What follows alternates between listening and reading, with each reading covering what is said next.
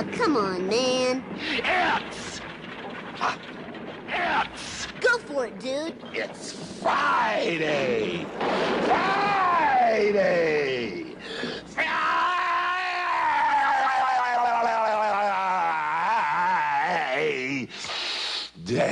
It is indeed that here on SDH AM. John Nelson here with you. You there, me here. We got a lot to talk about on a bunch of different levels. Bart Keeler is going to join us here in just a little bit once I finish the opening rundown, because we've got to talk about men's national team. We've got to talk about women's national team camps. We've got to talk about who's in said camps.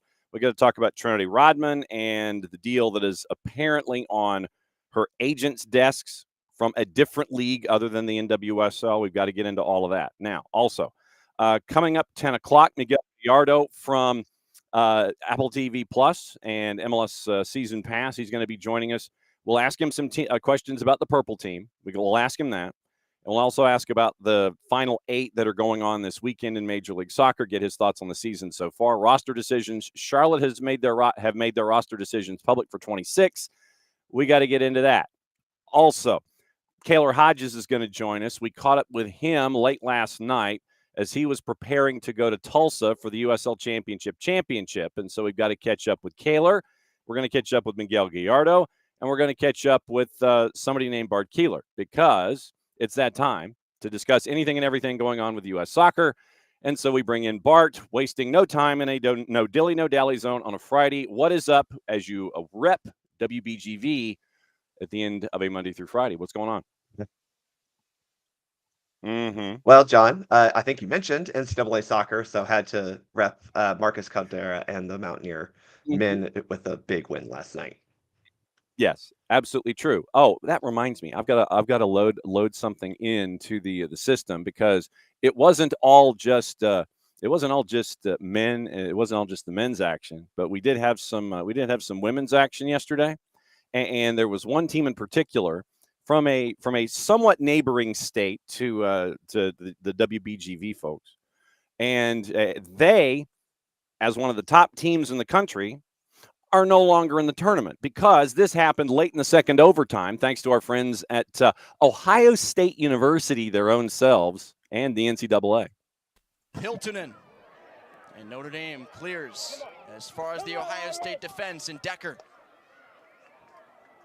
40 seconds remaining. The Buckeyes with a mad dash to the finish line. Kasica leaps. It's beyond her. Can they put it in? They do! Ohio State has scored! Unreal!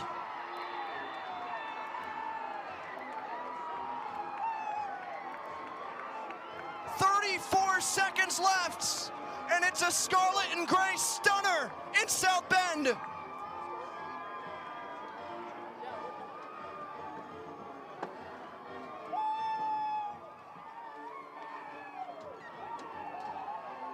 The Buckeyes advance to the Sweet 16.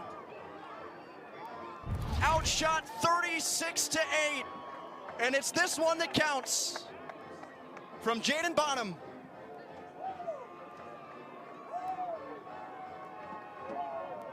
It's heartbreak for Notre Dame, one of the best teams in the country all season long. And yes, it was, because 34 seconds left in the second overtime. Notre Dame, one of the best teams in the country, is no longer in the tournament. That gave me an excuse to put that highlight in. So thanks to Ohio State, thanks to the NCAA, Notre Dame gets bounced in women's soccer last night. So, yeah, you mentioned college. I go to college. All right, what else is on your mind? Well, John, I don't know if you know, but the U.S. men just played a couple of friendlies and had a pretty darn big win. Yes, and your observations before we get into the comments of the second coach that was defeated in this particular run of form by the USMNT, sir. Oh, okay. I'm glad we're going to get into that. Yeah. You know, John, I think both of these matches were important for this program, because despite what our head coach wants to say, our top level talent just wasn't here. He wants to rant and rave about all that, and I get the coach speak. I mean, could you imagine if you told Kirby Smart that guys starting a game weren't his best players or first choice players? You know, it very much sounded like a Nick Saban rant. Oh, boy. But this was a window where those guys were going to have to fight for an opportunity to make the World Cup roster. This was their chance. Again, there are several guys who, despite what Mauricio Pochettino says, absolutely have to be on this roster in June 2026 if we want to make a big run. And they weren't here. So that meant you had guys who maybe we don't, as fans, have the confidence in yet, that I'm hoping that after this window, we have a reason to be confident in them. Now, all that said, yes, it's a big win. Love to beat a team 5-1. Love to beat South American team 5-1. Love to beat a former World Cup winning team 5-1. I don't know how much we can extrapolate that game and that performance to other teams as a whole. And I'll explain why, John. Firstly, it did look a little bit like Uruguay was I don't want to say they gave up, but after the third goal especially, they kind of just said, okay. Yeah. They're also in the middle of a lot of their club seasons. The World Cup is many months away. I think this is their first match in about 2 years that isn't a competitive match, right, between Copa America and then qualifying. So I'm not discrediting the 5-1. 5-1 is a big scoreline, but I do think that just on the whole, you have to go, well, we got a little lucky with some of our finishes. As much as we love that set piece routine from Berhalter's first goal, and it is replicable, doesn't mean it's always going in. And John, my second point is we know this for the system very well as Atlanta fans because we watched it for half a season. If you're not giving 100% in your pursuit of the man you're marking in a Bielsa system, it ain't gonna be good. It ain't gonna be good. I think that was a little bit the case. No, yeah, it's not good. And I did bring this up when it was announced after the loss the next day that the national team was going to have a Marcelo Bielsa press conference. Everybody's sitting there going, ooh, ooh, ooh, ooh. Is he gonna bring the white towel and is he gonna throw it in the middle of the ring? And I remarked on the show, I said the last time Marcelo Bielsa called something like this, when everybody was going, ooh, ooh, ooh, is he gonna resign? He ended up having, I think it was a 2.5-hour press conference with a PowerPoint presentation telling folks why he didn't need to cheat in the Premier. I think it was in the Premier League at the time. So it was either Premier. It was when he was with Leeds. So that's my whiteboard, Yeah, really. So it's in the back of my mind that Marcelo Bielsa could give the swerve, and instead of sitting there and being like the Costa Rican national team, who's basically had it with El Piojo, it could have been a swerve, and it was a swerve because he goes for an hour and 45 minutes in Montevideo, Uruguay, and he said he did not say anything. I didn't want to absolve himself from any kind of blame. Here's some of the quotes. Here are some of the highlights from the presser. I'm a generator of tension. When I arrive, the environment becomes tense. That's why I appear infrequently. I am shy, obsessive. I'm a robotic person. I don't like clutter. Those are my flaws. I find it difficult to act free-spirited and friendly. Quote 2, I'm toxic. To associate yourself with me makes you worse off. Do you understand me? There are toxic types who only see the errors that they are correcting, who are demanding, who are never satisfied with anything. Don't think I enjoy it. For me, it's karma. Luis Suarez criticizes him publicly. Bielsa says this: I never responded to each of the claims he gave, but I did talk about it internally with the players. All that passed. I don't hold a grudge or seek revenge. And apparently there were references to false teeth, Brad Pitt, tomatoes, garages, tango singing, reporters asking questions. And you're thinking, okay, Uruguay, I ain't messing with Uruguay. I know I'm not messing with Marcelo Bielsa in the first place. But, Uruguay, when they were going through CONMEBOL, they were sending up a bunch of red flags to everybody sitting there going, I don't want to mess with this bunch. And now it makes you wonder what bunch you're going to get when the cup that the world is chasing in 26. I'm intrigued now. It is an extra level of intrigue involving Marcelo Bielsa. And those dudes that you say threw in the towel after it got to 3 in the first 30-something minutes, I'm wondering how many of those dudes are going to be hanging around at those camps in 26 as they get ready for chasing after the cup? That's my big question. That's a fair analysis of that because, again, as we know, we experienced this in Atlanta. If you are not committed to the cause, Mm-hmm. you're not going to be a part of the ship. You're not on this crew. You're not even allowed to be a passenger. There are no passengers on Captain Bielsa's pirate ship. No, that's like Julie's going to tell you about what's going on the Lido deck later on today, and Captain Stubing's going to sit there and say, well, wait a second, we had a full boat a minute. Y'all, we got a Love Boat reference from John this morning. I love it. It's a Friday, dude. Come on now. So I'm not trying to discredit the 5-1 win because, again, that is big, right? But I will say, John, and I was crunching the number. I didn't crunch the numbers. Someone else crunched the numbers, and I just read them. There you go. I think when you look at this 5-game unbeaten run, the game that was statistically the most impressive was actually that Japan 2-0 win. They created almost 2.3 total XG compared to this game where it was about it's around 1.5 XG. Right. So they score 5 goals off of that. John, go play the lottery, right? Like that's where we're at. Not that that's a bad thing, right? Again, converting chances, we should always be happy to do. But I think when you look at the game, things went your way. Never apologize for that. Never apologize for that. But when you look at a holistic approach, right? We know that creating more opportunities leads to more chances, leads to, in theory, more goals. So that's been a thing this entire run is that we've averaged more than 1.2 XG in all 5 of these games. Even the Ecuador game where we tied. That is the positive. That is where I'm looking at is right now, this team realized, oh crap, we can't play like crap. Because fairly, we were criticizing Pochettino and this crew this summer because it looked, we didn't know what we were doing. We had guys who were going, yo, that dude's not making a World Cup roster. And while some of them showed out Monday or Tuesday night in Tampa Bay, right. Which, John, I have to rant. They did not put the American Outlaws underneath the side with the ship. And I just feel like that's a missed opportunity. Oh, I know. Now, maybe that's a safety concern because I knew someone from the American Outlaws would try to commandeer the ship and sail. Yeah, I could see that.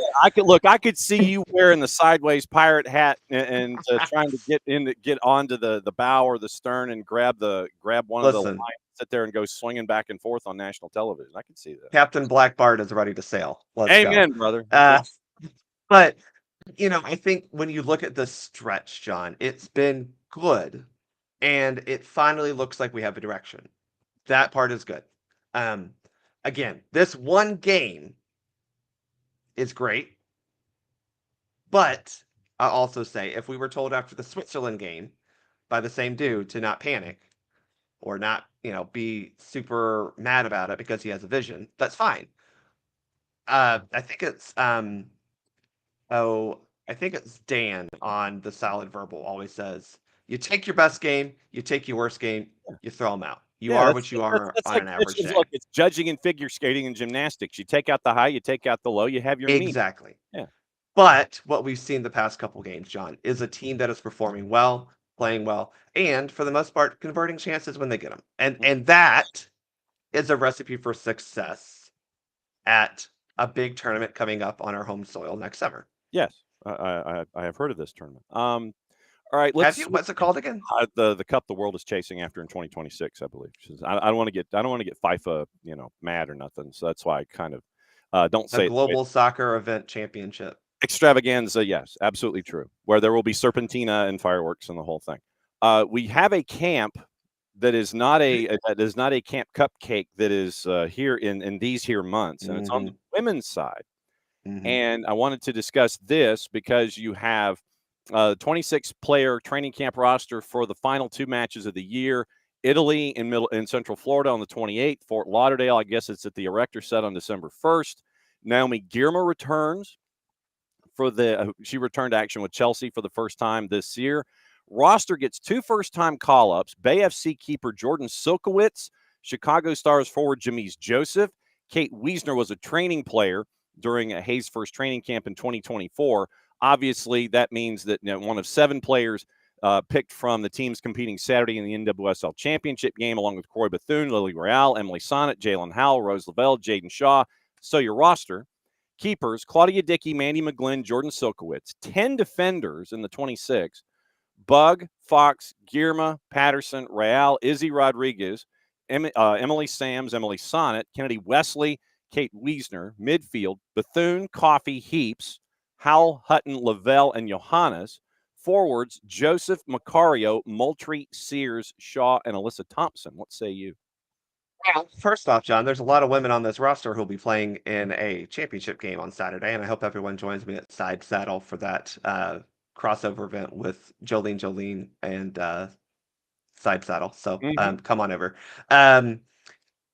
Look, I think first off, this roster is still in that exploratory. However, so I think we're seeing what the top end looks like. I do want to point out that no foul until it's Joyce because she broke her eye socket, John.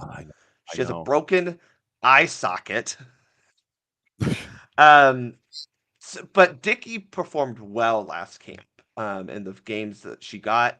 So I'm excited to see if she is the number one for this camp. Now, I don't know if that'll be true. It might be Dickey, McGlynn.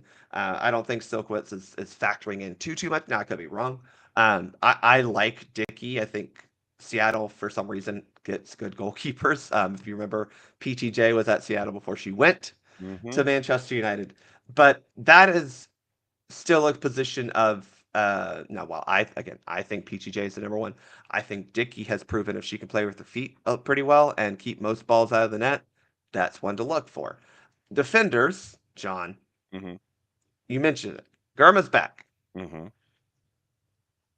I, personally, as someone who will be attending one of these matches in person, far out, want to see, give me a backline of Girma, Bug, and Sams. I want to see what that looks like, and I just want to see them boss the Italian team and say, nah, you're not getting past us. Emma has been playing kind of a 3-back system. It's similar to the way Pochettino, there's 4 defenders out there. One of them goes up, one of them kind of stays. So I am curious if that'll continue. We do have Emily Fox in this camp, who is a right back and plays that position very well for Arsenal, despite Arsenal being abysmal right now. I don't want to talk more about that. But I'm curious how that fits in, because those 3 that I mentioned, plus Fox, those are really good defenders. Avery Patterson and Izzy Rodriguez have also proven pretty decently in U.S. women's camp. So, look, we love her. She's a Georgia girl. I don't know where Emily Sonnet fits in this camp anymore, in this team, just to be quite honest. There are players who are outplaying her at the national team level. Now, that said, Emily Sonnet, like I mentioned, is playing a championship game on Saturday, so she's still doing something right. But I do have a lot of excitement for this defensive group, because I think we might start seeing that crew that, if healthy, can really play together, congeal, and become a force as we move forward with 2026, which is, we've talked about a lot in our show, is building toward that qualification tournament in December, because CONCACAF doesn't actually believe in equality, and they refuse to have a real qualification process for the women. We have to play a random tournament. But that is what it's all building to, is that November-December qualification tournament, John. So still experimenting. Some names on here that definitely won't be a part of that. But I think we're starting to see the cream rise to the top, and I think I would like to see what Emma truly feels is her best lineup at some point during this camp, and just see how they play. The other topic that I wanted to put on the table this morning as we lead into the weekend is the Trinity Rodman situation, and we'll call it that because it has been reported now, well, first and foremost, that her agent is directly negotiating with the NWSL Commissioner Jessica Berman over her future in the NWSL. But, surprising no one, the reps have already had discussions also with a couple of women's Super League teams. And now DC Power is involved. So the other league, the other women's league in this country that has ties, and I imagine something akin to the pocketbook of DC United, which isn't really all that deep. It's about as deep as my wallet, frankly. They might be interested in giving Trinity Rodman an offer larger than she currently has in the NWSL. So the Trinity Rodman intrigue is now front and center when it comes to her future and her future job location. Bruh, this is a problem for NWSL because they have lost in the past couple years, right? Naomi Gurma, Alyssa Thompson, even to an extent, Emily Fox is up there of someone who has decided to go play overseas. Right. Now you're talking about your other domestic league coming out and paying the money.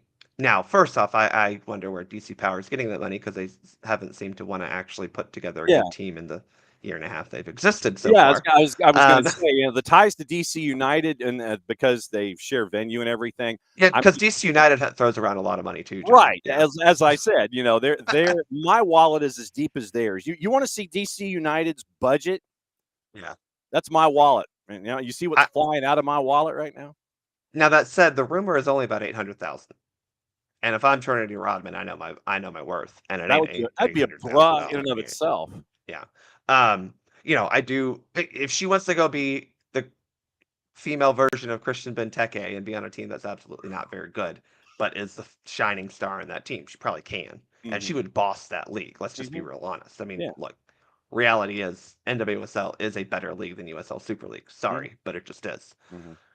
NWSL does need to address this because whether it's through a designated player mechanism, which I know they hate, whether it's just expanding the salary cap, something, because which they are planning to do incrementally by 2030, but I fear that the increments aren't big enough to match the growth curve of the league, and especially with another team coming in 28 that let me see if I go this way and I point here. There's a team coming in 28. You got it. That they're really will spend money. Wants to spend money. And to be frank, I think Arthur Blank is one of those. I would imagine. Now, I don't think we haven't seen the C-SPAN vote lineup, but I would imagine Arthur Blank is one of the dudes who has been voting. Well, maybe not him, but yeah, I guess him. He's or Josh. Yeah, one of those two. But together they're voting to expand spending and loosen roster restrictions in MLS. I can only imagine how he's going. Look, I got $500 million to spend on this roster. Let me spend it. I'm concerned, as you pointed out. Yes, it increases every year, as MLS's does, right? Yeah.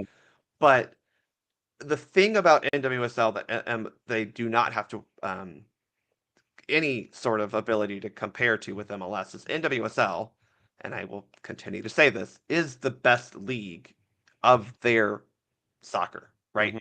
NWSL is the best women's soccer league. Now, there may be some teams in other leagues that are better. Barcelona's a phenomenal team. Absolutely. Chelsea's a phenomenal team. That was a great match yesterday. Top to bottom, though, we ain't got a Aston Villa or a Leicester or an Osasuna, right? We don't have those teams. That's because there's so much good talent here. So you have to pay the talent. I mean, it's period. Yeah, I mean, you're just saying that. So I think we're at a crossroads.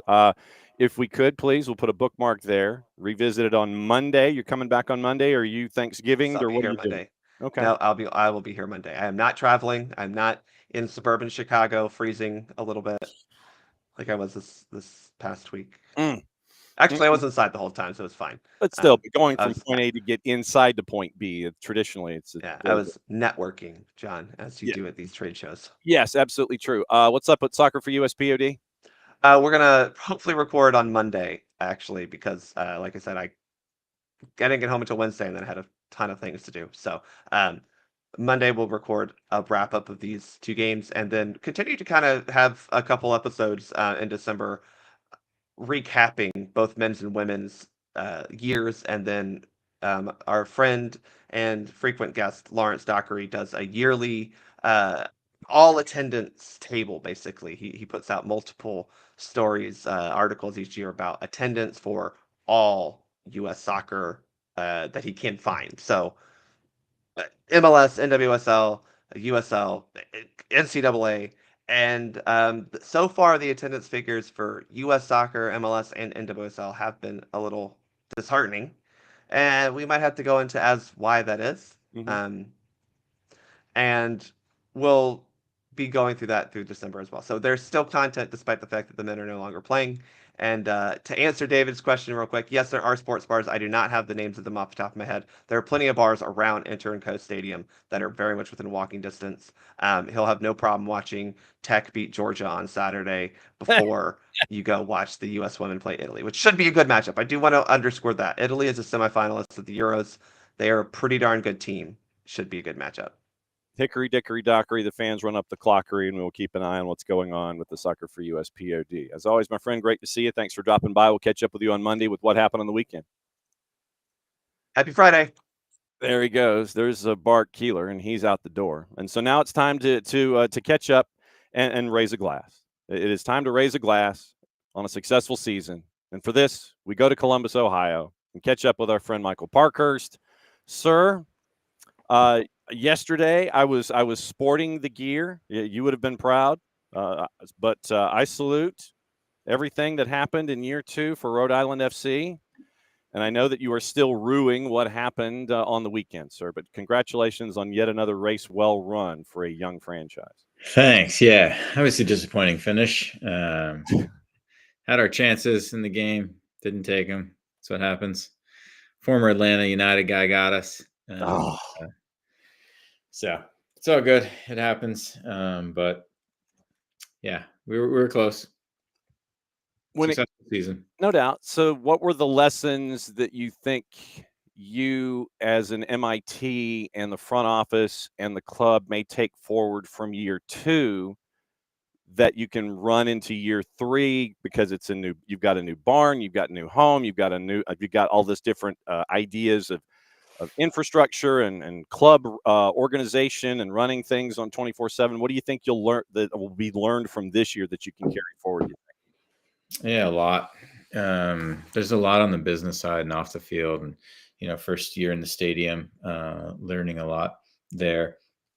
But on the field, a good amount as well, as far as we'll have some turnover in the roster, and just what we need out of our roster and size of it, and who fits the style of play, and just realizing that not every good soccer player fits every system and every style that a coach wants to play. So just getting the right people for how Kano wants Rhode Island FC to play, and that fit that. And so, we will change some things and move some pieces around, and that'll give us a little bit more flexibility with the roster. And, but yeah, I think that our goal is definitely to start the season a lot faster next year. 2 years in a row, we've been in a not great place the first at least half of the season.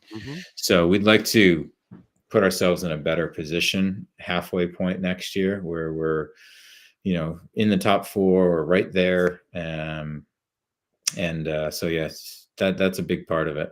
Yeah, I mean, for 2 years in a row, you've come out of lane 8. And it has been one of those sprints where, you're coming around the corner and then all of a sudden you see somebody coming from behind, and it's you guys, meaning Rhode Island FC, and you come and crash the postseason party. And then when you get into the postseason, then everybody's on their heels, and you've been taking advantage of it, making an appearance in the last game of the year last season, conference final this year.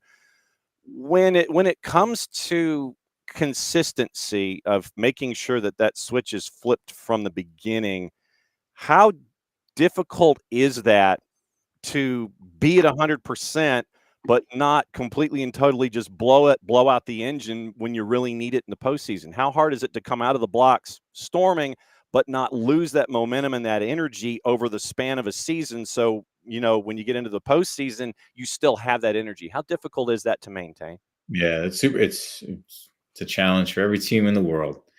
Every team in the world. And if you gave any coach a choice of would you rather start strong or finish strong, they're going to say finish strong. So as long as the finishing strong is enough to get you in the playoffs and into a postseason run, and if you're 30 points out of a playoff spot and you finish strong, then that's crazy. But yeah, that's a challenge. And the good news is that we've figured out a way to peak at the right time of the year, but we definitely need to do a better job getting out of the gates a little faster. And we handicapped ourselves this year, right? We started 6 games on the road because of the stadium. Mm-hmm. It's never easy. Year one is always going to be a tough start, just, as everybody's getting used to each other and figuring things out. But so, you can make excuses about any year though, likely. So, but I think that the preseason will be important for us. We're trying to play more higher level teams, less teams that are below our level. And so, yeah, hopefully that'll help. Hopefully the continuation of a good pocket of the roster will help as well. So yeah, we're banking on those things. And then we're trying to get some home games early on in the season, even though it'll be cold. We want to have some home games to make sure that we're doing everything we can to start the season off towards the top of the table. And at the same time, that you can market the thermal gear that Rhode Island FC would be wearing on those matches. You can put it at the team store and have folks purchase it, and they could dress like the team in cold weather, not just in warm weather. True that. I mean, okay, you know me. I'm always looking out for the mogul and marketer extraordinaire at heart. Give me a break. Yeah, right. Since you opened up a couple of doors for the mentoring portion here, maintaining energy over the span of a season, whatever that season is, because for a mentee, it could be anything from school and the high school team to travel ball team to going into a tournament, being plucked and sitting there, and it's like, okay, we want you to do this. So you have all of these different opportunities to showcase yourself these days for the young athlete. How difficult is it to manage it from what you and Greg have been able to stare at, to be at 100%, knowing that you're being pulled in all of these different directions, and it's on the field and off the field that you're being pulled apart here? How difficult is it for the young athlete to maintain that energy level and be there each and every time you're called upon, even though it could be something different, because you're showcasing yourself 19 different ways these days instead of just like high school, college, travel? I mean, it's a whole lot different. How difficult is it to get them to maintain that energy, knowing you're going to have all these different appearance opportunities? Mm-hmm. Yeah, I mean, it's a good thing that the younger generation has a lot more energy, right? That's for a reason. I'm good to go. But I mean, that's the challenge for even a pros, right? We're talking about consistency, and it's not just can you have a good game here or there. It's how often can you be good, and you're never going to be at top form for a year long. That's so difficult, right? Only a handful of players probably in the world can do that. Even look at Liverpool, look at Mo Salah. Just they have down periods, and that doesn't mean they're bad players or they've lost it or anything, right? It's just part of the process. And so that's why we're trying to harp on, hey, it's not all about the results, right? Just get better. Keep enjoying yourself, enjoy what you do every day, and get a little bit better. And if you're doing that, in the long run, it'll work out. But that's more important than if you win on Saturday or, do you score a goal on the weekend? Because that's hit or miss. And but that process and that work rate is going to be there all the time. So that's where you got to try and have the consistency before on the weekend, finding that consistency. How difficult is it, though, you mentioned enjoying yourself because of all of these pressures, internal and external. And God, I remember, 128 years ago when I was in high school, all the external pressures, more academic than athletic, because not everybody wanted to see a left-handed third baseman. They're like, no, go play first base. No, you're going over there. You're going out to right field. It was like Les Nessman. You're going out to play right field, Les. That's how it's going to go. But with all of these pressures that are there these days, I would imagine, first off, that there are more pressures today on young student athletes than there were when you were in high school, and definitely when I was in high school in the days of black and white TV. I mean, so are there more pressures, or am I just barking up a wrong tree here? There's more pressures. There's more pressures just because the level's higher. There's more individual training. There's more insight into what other people out there are doing, and what is needed in order to get it to the higher level. There's more pressure internally because the cost of everything is so much higher. So, and I understand this aspect. Parents are now, and I even encourage this too, right? If you're on the fence of like, hey, is my kid ready for travel, or should we stay in rec? And part of that is having a conversation that, hey, there's a big commitment financially and time from the family, and the player needs to be committed to not be insane about the sport. All of the effort that's attached to it. Know that you're getting into. But the players gotta match that with, hey, yeah, I want to go to practice. I want to get better. I'm not going to just waste your time and go out here and mess around and not want to get better and do these things, right? So, with that, I think comes a little bit more pressure on the players, right? I don't know. I never felt that when I was younger, but I just love to play. I don't think the costs were as crazy as they are now either. And we weren't kind of playing year round like we are now. So of course it's just different. And, social media, of course, we've touched on that before. It's difficult. And, internal pressures, external pressures from social media are an entirely different thing that's attached to all of this. And when you see how things are different these days, and you wonder, is the first impulse correct? Like if I was to ask you, just as an example, you want to go out and shoot a 78 tomorrow, right? What's your first impulse? Yes. Yeah. And so that's the thing. It's like, if you have a question like that, it's a duh. It's a duh response. But when it comes to all of the investment these days, when it comes to parents into their kids, coaches into student athletes, is that first impulse still the right impulse, or do you hear a lot of second guessing about things like this? Or, to me, I would, the duh is the easy part of this. But if you have to think about it, are you thinking about it too long? And then is it not a duh, I guess, is basically what I'm getting to when it comes to student athletes these days. Because John, if you asked me if I'd be committed to going to the range once a week for 6 months in order to really get better, I'd be like, probably not. Right. If I'm going to be honest, I'm not going to do that. Right. So yeah, I want to shoot a 78, but I'm not going to put in the actual work to be able to help myself go shoot a 78 pretty consistently. Yeah. I might get lucky once and shoot a 78. Yeah. Right. That doesn't mean I'm a 78 golfer. Yeah, it does. Yeah, it does. To be honest, sidebar, my rounds are so infrequent that I find that after that long layoff, my first round back, because I haven't devoted any time to the range or whatever, I'm just kind of like, YOLO and Leroy Jenkins the whole time. And it's just like fire away. And I'll shoot that 78 just because of, not thinking about it, no internal pressures, no nothing like that. And to have that, just that once, you'd love to be able to have the responsibility and the thought pattern to continue to carry that through, but that's never the case. You get back out there, and you get back out there, then the pressure starts all over again. Totally. Yeah. And that's why every sport's a lot mental, right? And what we can what we can do there.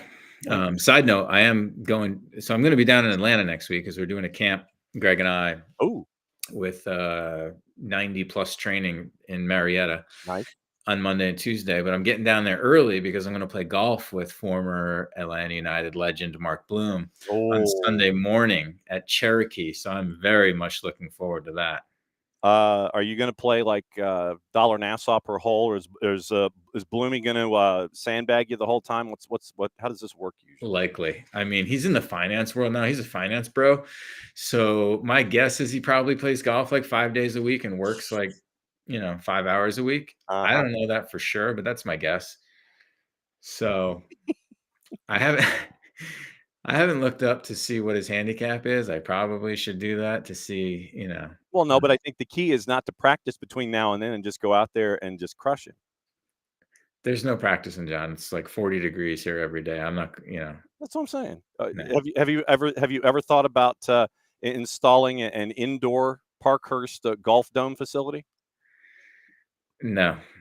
Okay. Unfortunately not. We do our basement, the ceilings are very low. I don't even know if I could swing a golf club down there. Okay, so that just means it's hockey or soccer. It'd have to be an attachment. I guess I could take over the backyard.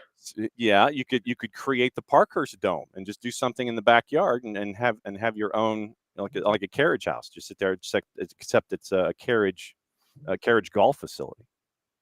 That's what you need. That's a DIY project, I think. No. You farm it out. No, it's not a DIY. No, you sit there and it's like there are dudes that do this better than me. And it's like, dudes that do this better than me, I'm going to let you handle it. I will come in and I will thank you and I will write the Yelp review of like 92 stars. But backyard, you guys do it. Make it look good. Here's my specs and I'll see you later. And I'll come in and I'll practice and then I'll beat Mark Bloom. That's just kind of how this works. Other topic that you opened up when you were discussing what's going on with Rhode Island FC, the close call. And how that affects people mentally. And I would imagine that when you get to a point where, let's say, with Atlanta United, you win MLS Cup, and then you're literally a step out away from going into a second MLS Cup appearance the next year, and you're right there with that group of folks. With Rhode Island, you make it to the last game of the year, then you make it to a conference final. How do you impart upon your mentees the idea of learn from it, don't let it bog you down? Yeah, it's going to suck for a bit, but but learn from it and don't dwell on it. How difficult is it, especially with the peer pressure that we talked about earlier? How difficult is it to keep them from dwelling on the bad and understand the lessons that you learn along the way? It's tough. I mean, shoot. That game still hurts me, and that was 5 years ago. I mean, granted, I never got another opportunity to go out there and play another game and get over it in that regard, right? But yeah, it's tough. Shoot, I remember all 3 of our MLS Cup losses from my first 3 years as a pro. So it's challenging, but that you can use this experience later on at some point when you're in a similar situation. And that's important. The experience of going on the run, the experience of what it takes to have success in the postseason, to get to that point is all important, and it's all useful knowledge for everybody on the team. So, you use that to fuel your next run. Of what it takes and how awesome it is to be training when no one else is, right? When that last week of the season that Rhode Island got to play last week, right? There was only 4 teams still training, right? That's pretty cool to think about. And then this whole week, there's only 2 teams training. Like that's why I always remembered that when I was making these runs, like, yeah, we're the only guys that still get to do this every day. Everybody else is already on vacation or doing whatever. So yeah, I mean, like everything, we try and take the lessons from the losses to make it worthwhile. But it stings. It hurts. It's tough, especially when you get that far. It's going to sting for a long time, maybe forever. Right. That's okay. That doesn't mean we can't use what we what we learned from those games in the future. You mentioned it stings to this day, and I mean, how do you?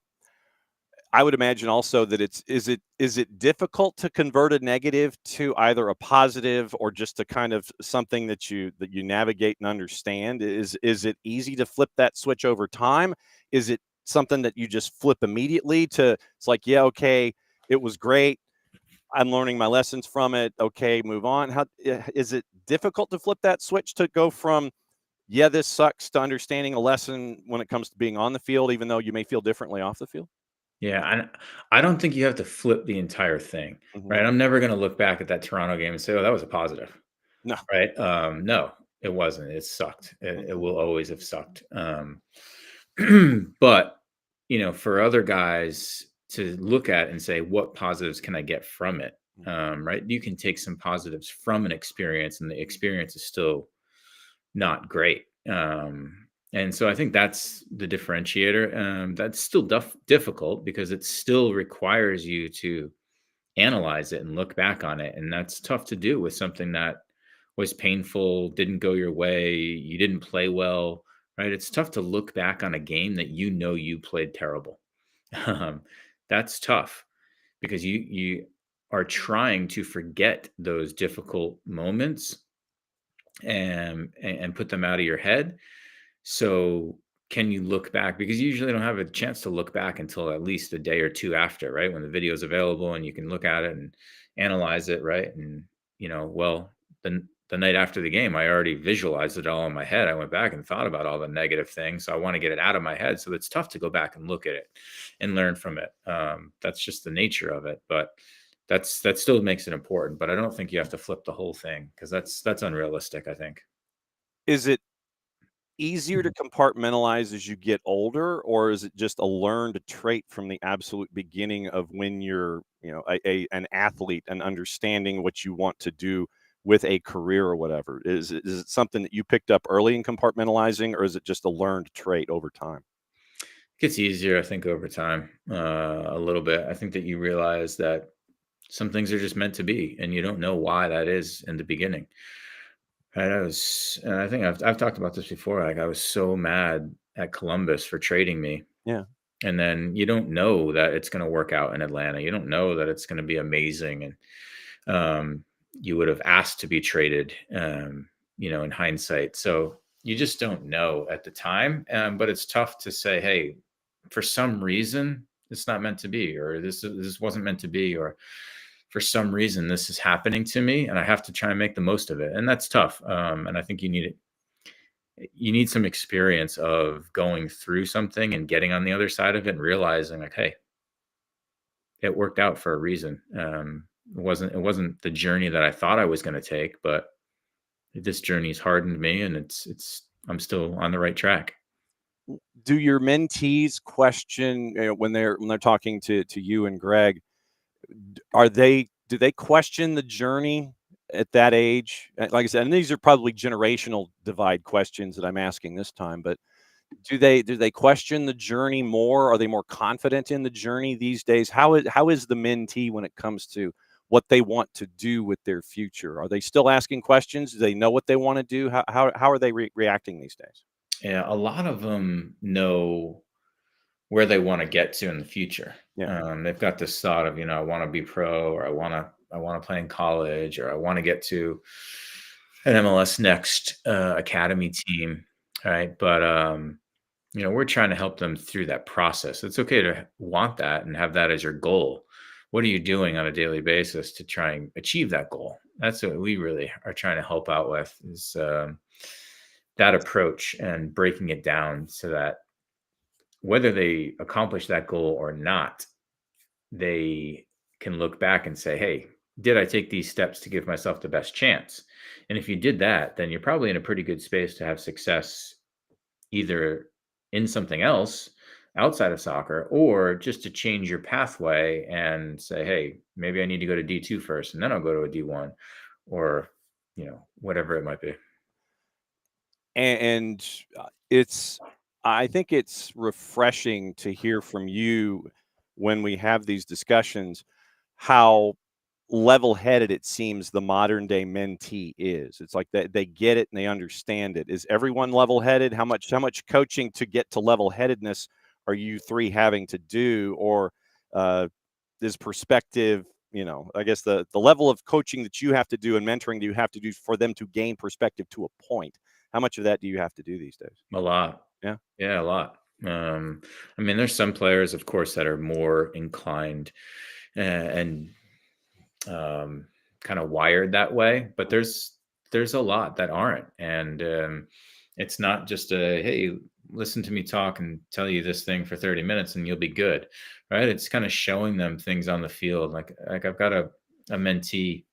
He's got bad body language on the field and he's very talented, and it's a problem. And it's one thing to talk about, hey, why is body language important, and how is it perceived by teammates and referees and scouts and coaches and things. But it's another thing to show him and say, hey, man, this is literally your video. Here's your body language when you just made this pass. Here's your body language right now when your teammate didn't. I don't even know if you're aware of it, right? I don't even know if you know that you're doing it. So that's step one, is being aware of it. And then, step two is just, trying to correct it and understand why it's detrimental to your success. Honestly, it is. So body language is such a big one. And we talk about that a lot, but that goes into kind of that level-headedness and understanding the ups and downs. And it's just a small part of it.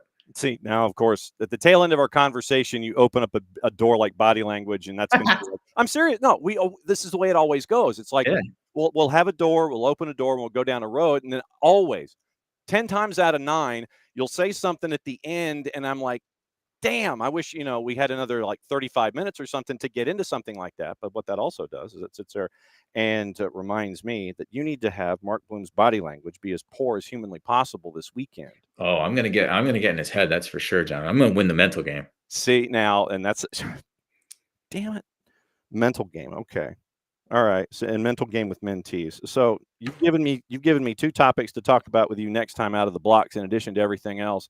So you're coming down here. You're playing golf with Bloomy on Sunday. You got you and Greg are mentoring Monday, Tuesday. Yes.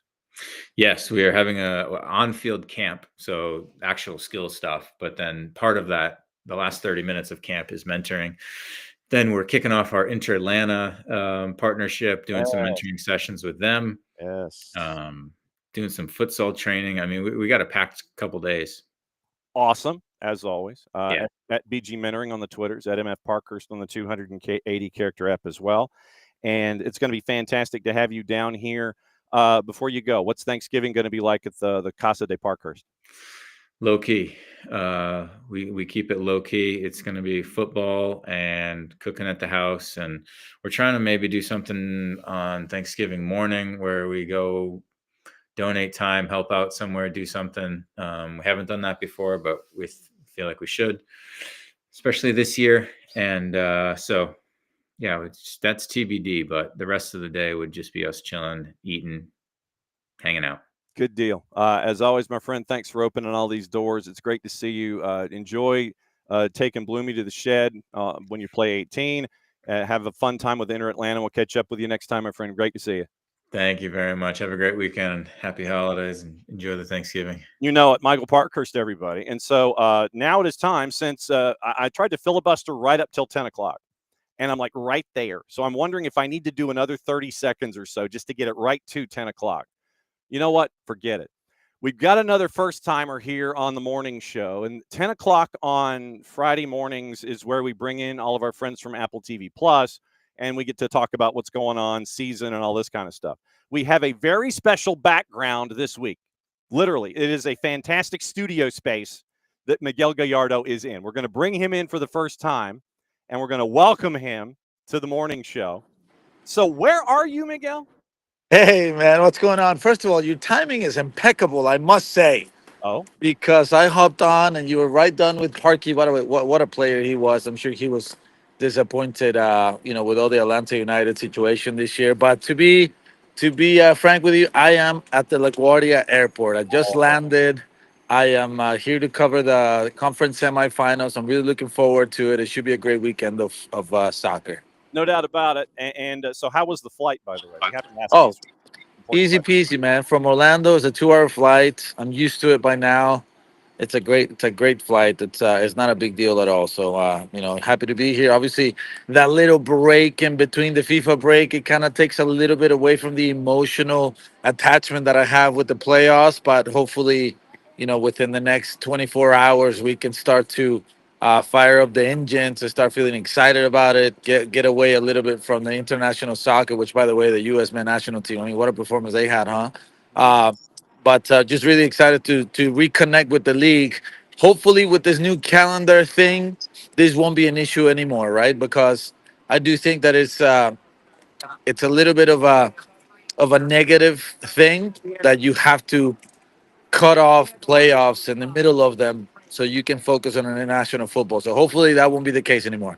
You aren't kidding, brother. That's the way that we're all looking at this kind of thing in the next couple of years. All right. So since you flew in from MCO, you went MCO to LGA. I have to ask, my first question has to do with the purple team, as we refer to it here from our Atlanta Bays. The off-season roster decisions that were made by the purple team, El Pulpo is no longer, and Robin Johnson is being looked at. They're having separate conversations in the hermetically sealed conference room about a new contract. Sure. What did you think about the off-season moves from the purple team? Yeah, look, it was really interesting. Pedro Ellis has been here for what 5 years, and he's been very successful, relatively speaking. When I say relatively speaking, I say that because the goal of this club is to win a championship, right? They've invested big, and I know that when you compare it to the LAFCs, the Vancouvers, the Atlantas, the Inter Miami, the investment is not quite as big, but they truly felt like this year was the year to really do something special. And unfortunately, they fell short with, I would argue, the best roster that they've ever had. Pedro was probably one of the players that left a little bit to be desired. Um, Throughout his 6 years, it's been a roller coaster with him because he's turned in incredible performances, but also he's turned in some performances that leave you scratching your head of somebody who's played at the international level, who was the starter for his Peruvian national team. To say that I'm shocked, I don't know. I don't know that I would say that. And also, you have to think that there's a new man at the top of the whole thing, which is Ricardo Moreira. Luis Muzi's not there anymore. And Ricardo Moreira he wants to build his team. And I know there's a strong foundation, obviously, continuation of Oscar Pareja, which is, to me, the biggest thing. But GMs, they want to start their legacy. They want to make an impact on a team. And sometimes when that happens, it's some of the big names that are changed because that's what's going to make the biggest impact. So I'm not shocked. I think that Pedro was a phenomenal goalkeeper, but I think that there's a lot of good options out there. I'm sure that there's a plan behind the decision. I'm curious to see what that's going to be like. And then with Robin Janssen, remember, he battled with injuries this year. Um, to me, he's one of the top defenders in the league. This year, he didn't play as such just because of those injuries, but he's still a very valuable player, and that's why there are some ongoing negotiations. But you know what this sport is like. You have a great year, the next year they bump you up. You have a year that's not as good as it can be, and then they try to renegotiate with you because that's just the nature of the beast. But I know that he's very valued. He's not just a captain, but a phenomenal defender. I'm interested to see what that situation is going to turn out like. Yeah, and you mentioned the departure of Luis Muzi, and you now have a new GM, CSO, TD, DT, whatever you want to call it. There's a lot of times where they want to bring in their own dude. It's like, I want to make my stamp. I want to bring in my own dude. But you have an established individual there, Oscar Pareja. But at times, and with your playing history and your knowledge there in Central Florida, this is why I ask you, since you're there on the ground with it. It seemed like there were times in years past where Oscar would coach to a point, both in the table and in the schedule.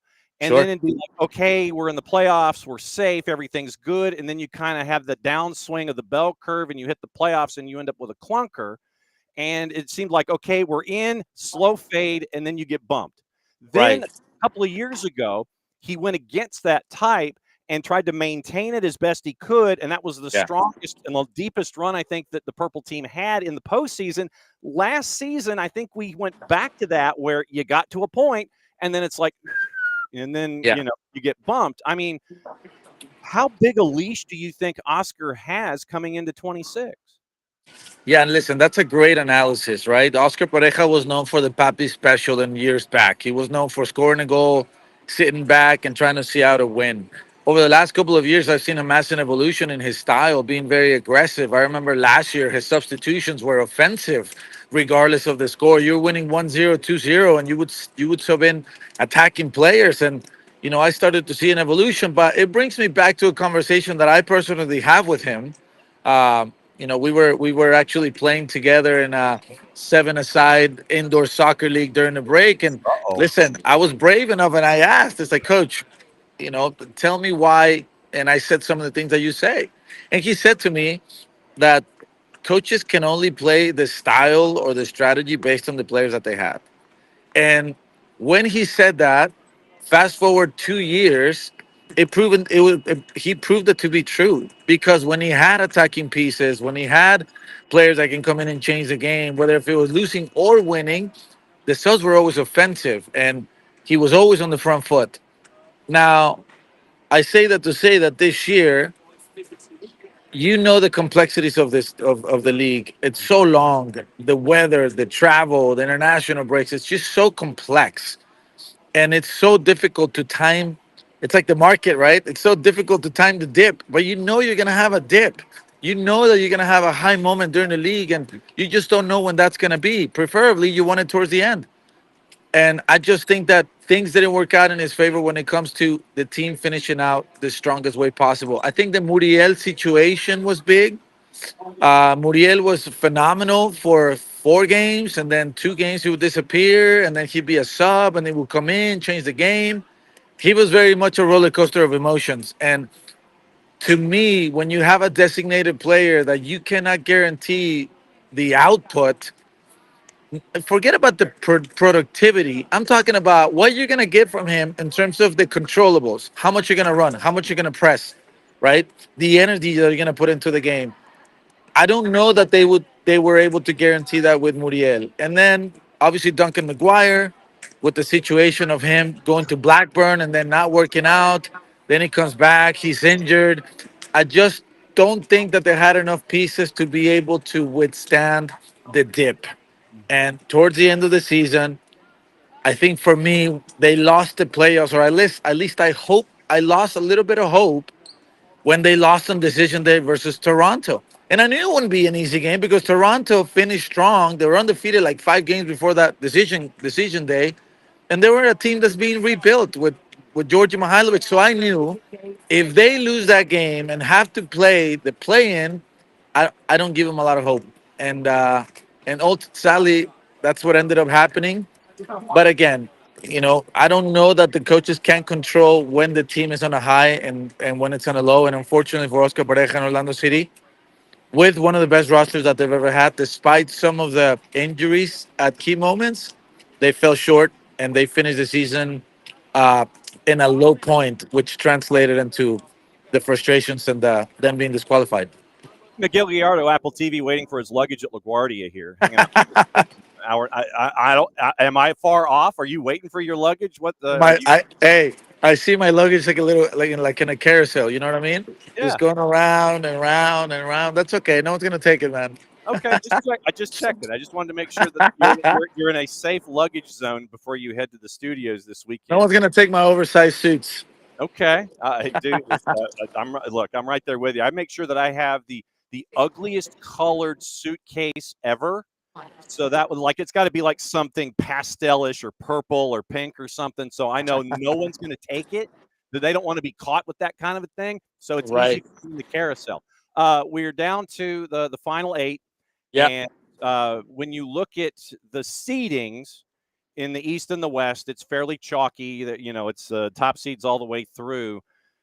Which of the surviving teams was the one that was the biggest surprise for you getting to this point? They might have been on the ropes, but they made it through. And which one was the biggest disappointment, even though they did advance? And I'll answer your question with the same matchup. I think the biggest surprise for me was Minnesota United. And even though they were higher seeded than Seattle Sounders, I felt Seattle Sounders came in with a strong roster. All their players were healthy.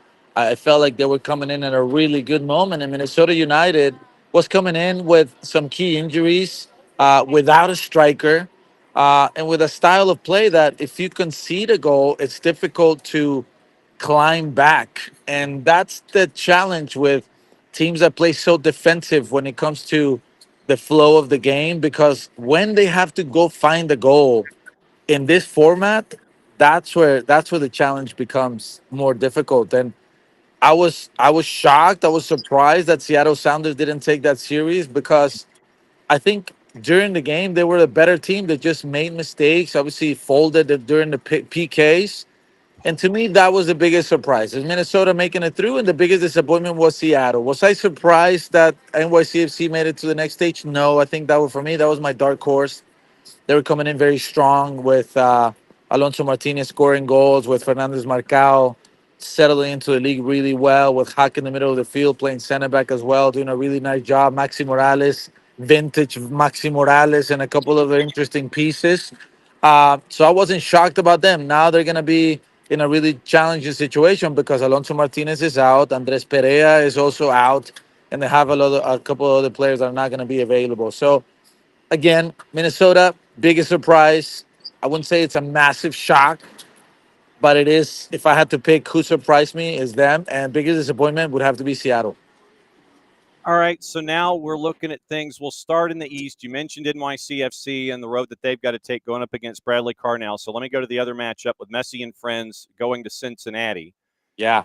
With this particular matchup, we call them the Gulf Stream Galacticos. It is that group with Messi and friends going into Cincinnati. Cincinnati's a dog on the juice boxes in this one. Not a shock either, but I think a lot of folks are saying Cincinnati's going to go as Evander goes, and we know what Messi and friends bring to the table.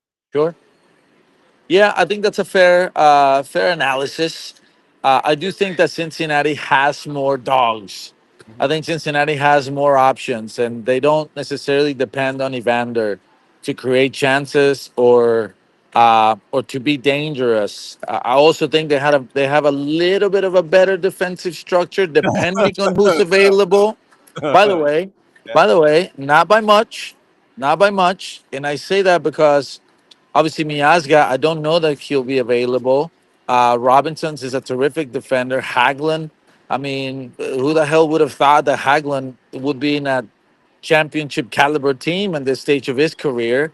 Yeah. The question I have, what's going to happen to on the other side, right? Is it Hadebe? To me, I don't know that I trust that guy in a do or die moment. Is it Alvis Powell? Obviously, he's proven in the last few games that he's probably not ready mentally for the challenge, although he could surprise you. He's an MLS veteran. I know that Echenique was injured when he played with Venezuela. So what are they going to do there? Do they put Orellano, back on the lineup? And then if that's the case, then you need a stronger defensive structure because these dudes love to get forward, including Yuya Kubo, who's played every position except for goalie for Cincinnati, right? So I do think that attacking wise with Brenner, with Evander, with Denke, with Bucha, with that guy in the middle of the field, Giddy, fantastic spine. Um, but Inter Miami, listen, I just don't know how you can bet against Inter Miami. I just don't know because, I would say if those three guys, if those two guys, if that one guy is on their day, who can stop them? No one can. And I'd actually argue that defensively, Miami's been a ton better than they were last year. And by the way, I said a ton better. The bar was not necessarily high. No. The bar was not necessarily high, but when I looked at and I listen, I hate throwing this word out there. When you look at their XG, oh my god, I should quit. That's $1 in the jar, dude. When you look at their XG against, it's actually better than most teams that are in playoffs right now. So, I just hate myself for saying that, but it is what it is, man. Listen, I think they're better defensively, and they have a guy that he can just turn on a switch and it's unstoppable. Yep. We don't necessarily want to do math on this show, especially in the morning. So when you mention things like XG and XA and things like that, I'm yeah. To me, that's like Scrabble points. It's fine. You put it over there. I am so sorry that I said that. Okay. Never again. It's a dollar. It's a dollar in the jar, Miguel Gallardo. from Apple Who am TV. I becoming? Who is this guy?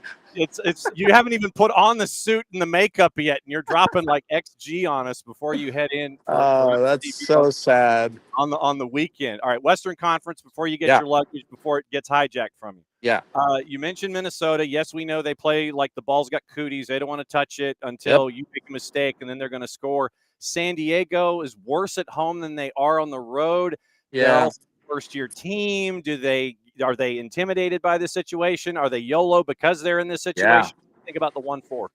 Yeah, listen, it's easy for us to say, hey, listen, everything is honey. They're playing with house money, but that's not them. I don't know that they have that mentality. They have a different mentality. They look like they're hungry. They look like, even though they're a new team, they have a lot of players who have been involved in do or die situations.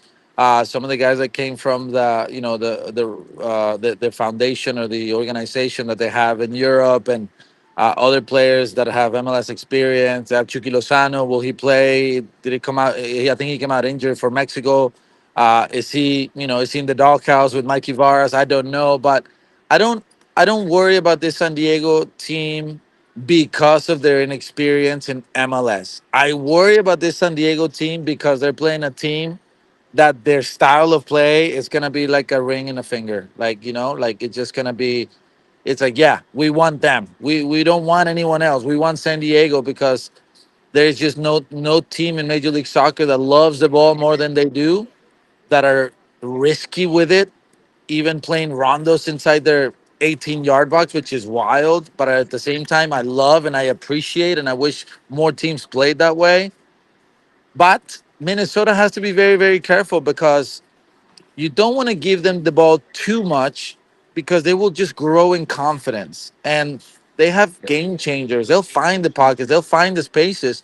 And then once San Diego scores a goal, for Minnesota, it becomes difficult.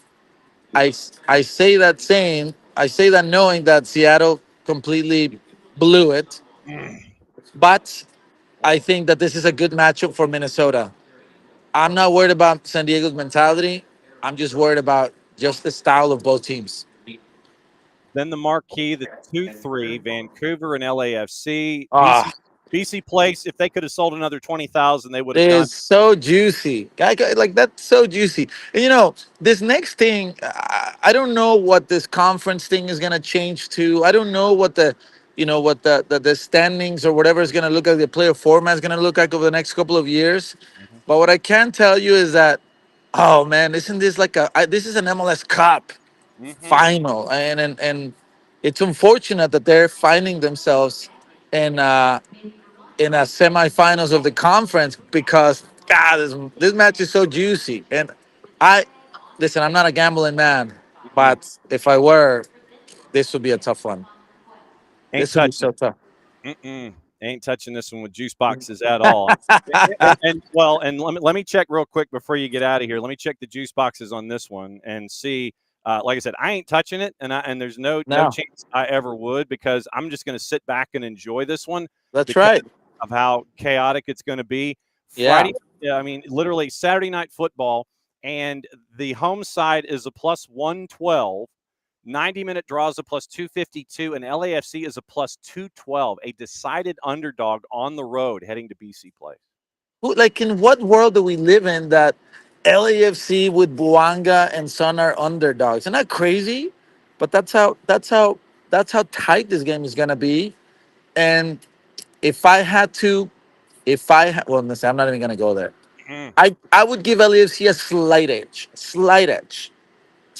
and the reason why is because I don't know what Vancouver's defense is gonna look like. Yep.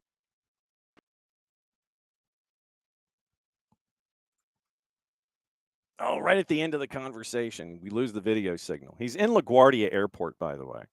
And What is there we go. Son up against? Do you know what Yeah. I mean? I don't know that there's any defender in the league that can stop Son or Buanga in a 1v1. Mm-hmm. And it's going to be a hot crowd. All right. As you get your luggage, cut the promo for me. What are you up to this weekend on Apple? Oh, he got coffee. Look at that. He got coffee and he's ready to go. Hit the no, you're good. You're here.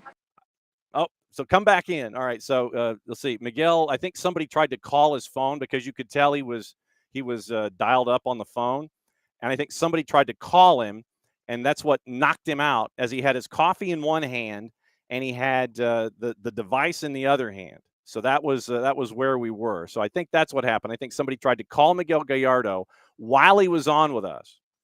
And so you saw him had his coffee in one hand, the device in the other. So of course, right at the end of the conversation, he was going with the plus 212 when it came to LAFC going up against Vancouver Whitecaps. So let's go through the juice boxes one more time. We'll see if Miguel can reconnect. Otherwise, we'll let him get his luggage and we'll let him go to the studio space for everything on the Spanish language side for Apple TV on the weekend. So juice boxes, once again, MLS, Kaylor Hodges previewing the USL Championship, and all of that news is coming up just around the corner. Vancouver, a plus 112. 90-minute draws, a plus 252. LAFC is a plus 212. Sunday, 5 o'clock, so it's probably like 5:12. FC Cincinnati, Messi and Friends. FC Cincinnati is a plus 190.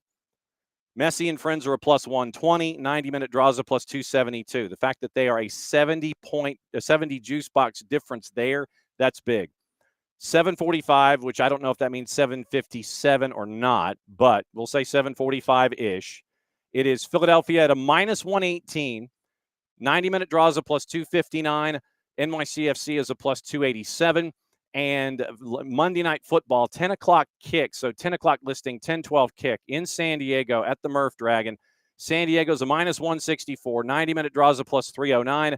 Minnesota United is a plus 384. So if it's me, I'm probably looking at Vancouver. I'm looking at Messi and Friends. I'm looking at Philly because of the firepower that is not going to be there for NYC, and I'm looking at San Diego.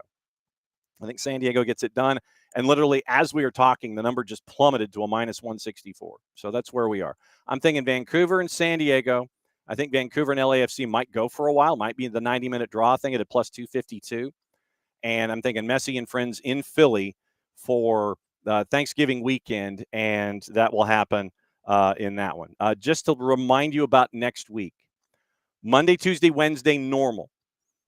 Thursday, no show because we want you to spend time with your family. Friday, we're going to have a show. So how long it's going to be, like I said, we'll come on at 9:05. We'll talk turkey. We'll talk Thanksgiving. We'll talk about Major League Soccer. We're going to be joined by one of our friends from MLS at 10 o'clock on Friday. So this time next week, minus 22 minutes, we'll have a guest from Apple TV and Major League Soccer. Kirk Reynolds is the man up there at MLS Soccer headquarters. He's been coordinating all of this stuff all season long. And it was great to have Miguel Gallardo drop in. Miguel, just so you know, the reason that I asked the questions about Orlando to start, studio and match analyst for Season Pass. He's on MLS 360, La Previa, and El Resumen.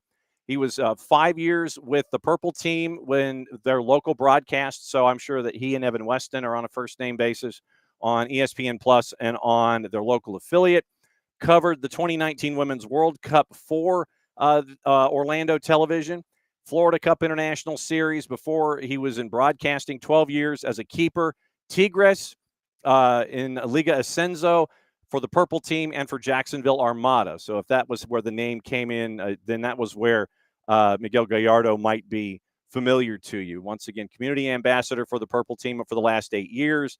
He's run soccer programs for kids in the inner city, clinics for different organizations like Easter Seals and Special Olympics. And that was why, with his relationship with the Purple Team, that's why I wanted to start the conversation with Miguel with the Purple Team and then getting into the playoffs and things like that. So I think he was leaning toward LAFC, especially at an underdog at a plus 212, and carrying it all the way through there. So you know my picks. You know how Miguel was breaking everything down. Miguel now has the key under the mat. He knows where the garage door opener is. And it was great to add him to the stacks this season with our friends at Apple TV Plus. Okay, it is that time where we talk about the USL Championship, because that's coming up. We talked to Michael Parkhurst about it at the end of the last hour with Rhode Island FC losing to Pittsburgh Riverhounds and KFC mentioning Robbie Mertz that was attached to it. Robbie Mertz, hometown kid, Yinzer through and through. And we'll get into that conversation with Kaylor Hodges here coming up in just a sec, but it's a preview of the USL Championship, FC Tulsa and Pittsburgh Riverhounds. There's been some news in and around the league as well, and some coaching updates across the board. So here's our conversation with Kaylor Hodges from the USL Show, at the USL Show, at Kaylor Hodges, where we break down the last game of the year in USL Championship. So, Kaylor, as you're getting ready for the USL Championship, when you look at this matchup, we've been talking about Pittsburgh finding offense since Bob Lilly has been on administrative leave. Tulsa just kind of seems to, FC Tulsa just seems to be doing their thing, and I don't know if it's because of where they are, if it's their Western Conference and we're based in the Eastern Conference. They just kind of quietly are going about their business in the West. What are you looking at with these two? I mean, it's going to be a fascinating matchup because I don't know what to do with it a little bit, because what we saw out of FC Tulsa is probably the most dominant performance I have seen in a playoff game. And for full disclosure, before someone tries to get me with a gotcha, yes, I did watch Pittsburgh beat Birmingham back in 2019, 7-0 in the playoffs. I remember that. Wow. But that wasn't the conference final, where FC Tulsa put up almost 4 XG to New Mexico's half. And it was speculative efforts from New Mexico. They only got 1 shot on target all night long. And FC Tulsa just had them in the absolute ring cycle. It was stunning to watch, really, because every time that New Mexico would try to build out from the back, the press from Tulsa is one of the most efficient I've seen, forcing bad pass after bad pass after bad pass after bad pass after bad pass, which eventually leads to a bad pass, which makes its way to Keeler, who ends up getting the game-winning goal, technically, in a 3-0 win. And he almost takes too long. He has so much composure that he lets the defense get back into place, I guess, to make the shot harder for himself so he can feel something. I don't know. But it ends up being just such a dominant win. Meanwhile, on the other side, I mean, Pittsburgh was having to fight and claw through every little bit. And it looks like 0-0 going into halftime, and you say, oh, Lily ball or whatever strikes again. But it was really free-flowing match where you saw both attacks going at each other. It wasn't something bogged down in the midfield. It was a truly entertaining match where Coque Vegas came up several times huge. Eric Dick has a massive game, and it was a fun matchup overall. And you end up getting the hometown kid of Robbie Mertz, and you see him post game crying, like he has so much emotion for the first time that this Riverhounds team has made a conference championship. The first time they've won a conference championship, which means it's the first time they're in the USL final, and he's doing it for his hometown club. And it's not just, oh, he's from around Pittsburgh. Like, he is a proper Yinzer through and through. And it showed how much it meant to him. And then you end up getting Mark Ybarra working a little double agent. The former Pittsburgh man gets sent off on a second yellow. I do think it was a second yellow. I don't know about the first yellow, but the yellow that gets him sent off is definitely a yellow. So if you're already on a yellow, that you do the math. Yeah. And from there, honestly, Rhode Island might have been the better team. And a lot of that comes down to they bring on Clay Holstad and Zach Caravo, and they bring on Albert Dikwa. Now, Dikwa hasn't been starting lately, but Harivo has been, so has Holstad. And I'm looking at Conor Smith a little bit of, did you overthink this? Because what had been working all year long, he takes off the field of a midfield presence like a Harivo, like a Holstad. And the moment they come back on the pitch, it looks so much better. And it felt a little too late at that point. But not to mention, though, Eric Dick has an amazing game, making big save after big save, safe hands, too, not allowing second chances. It's just a fascinating matchup. Will Tulsa be able to break down this back line of Pittsburgh? Maybe. I think they can, just because they have not been shut out in a long time. A long time. Do we think that Pittsburgh is going to be able to score just more than one goal? We haven't seen it in a long time. If you were to ask me, do you trust Tulsa to score more than one or Pittsburgh to score more than one? That feels like it's an easy answer. Yep. But do you also trust Pittsburgh to let in 0 goals and only let 1 shot on target? You could easily see that happening out of this Pittsburgh team. I'm just fascinated. 15 shutouts on the season for Pittsburgh. and that is regular season and playoffs. 10 goals allowed in the first half of matches this season, fewest of any team in the USL Championship. So I see where you're coming from with the man between the sticks, the back line, and the defense for Pittsburgh, which has been one of Bob Lilly's tenets as far back as we can remember, that it's always been defense, defense, defense. And if your defense fails, then it's because of the defense and the players themselves, not because of the game plan that Bob Lilly had structured for you on any given day. Then Tulsa, 32 second half goals, which to me is unreal when it comes to minutes 46 through 90. And so you mentioned that pressure that is there over a full 90 minutes.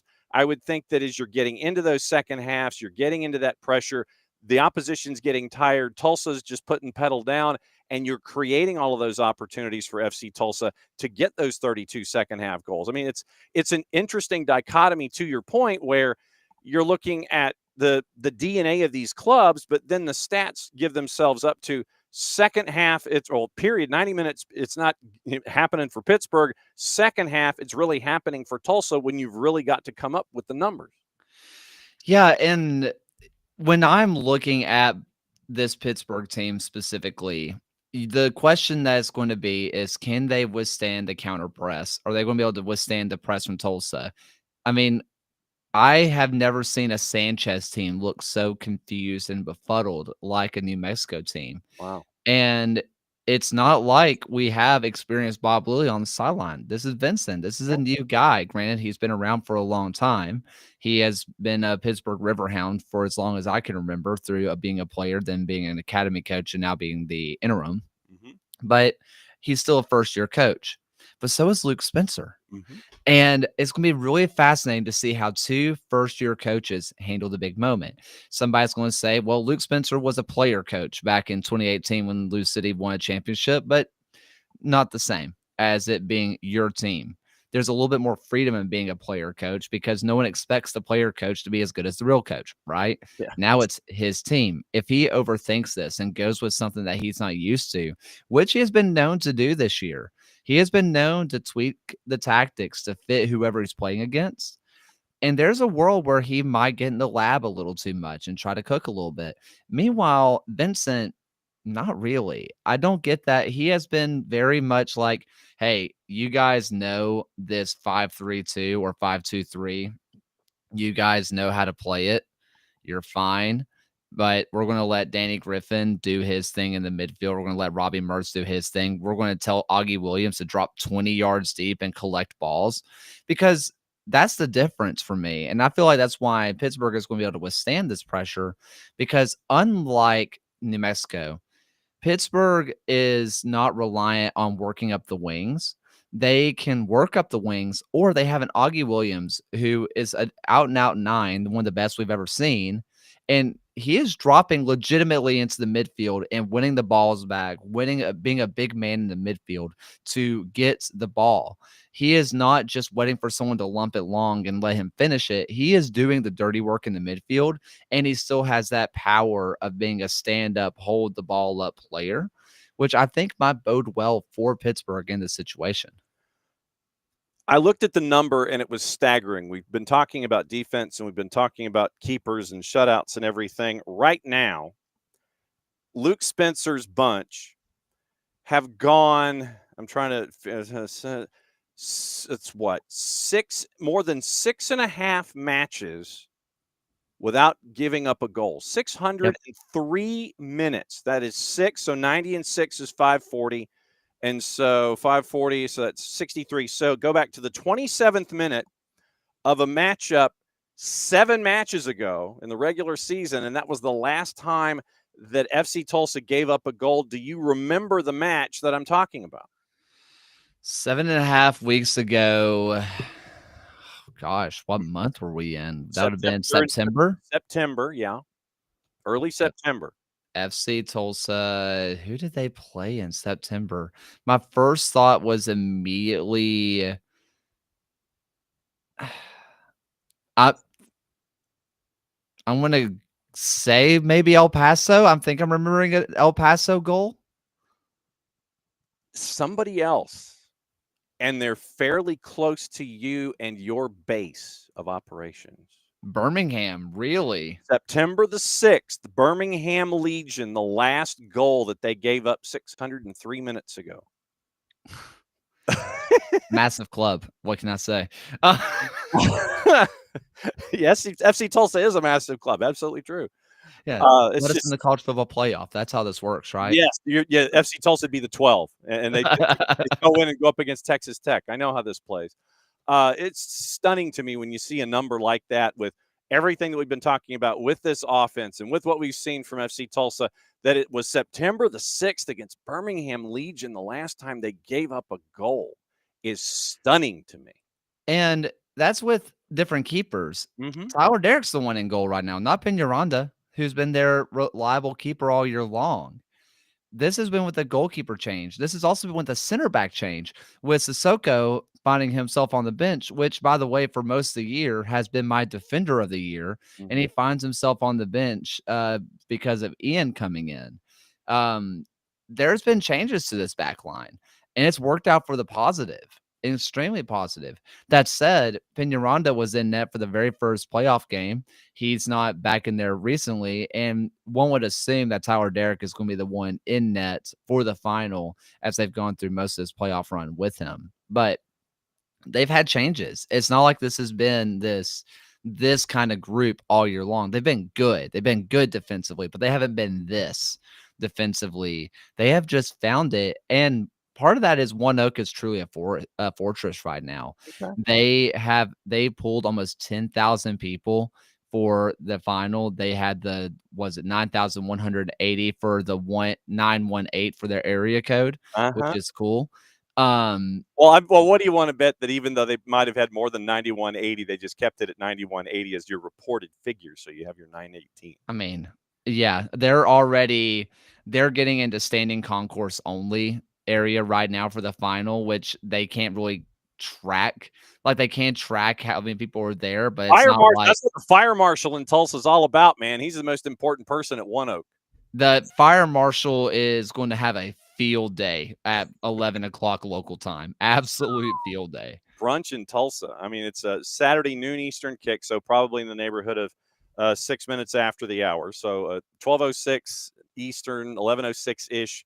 On Big CBS, I believe, on Saturday. So it's brunch in Tulsa. Right now, the juice boxes have it as obviously FC Tulsa favorite at a plus 114. 90-minute draws a plus 120 and at 190, and your Pittsburgh pick to win in 90 minutes is a plus 222. So are you looking at that plus 114 and not moving off of that?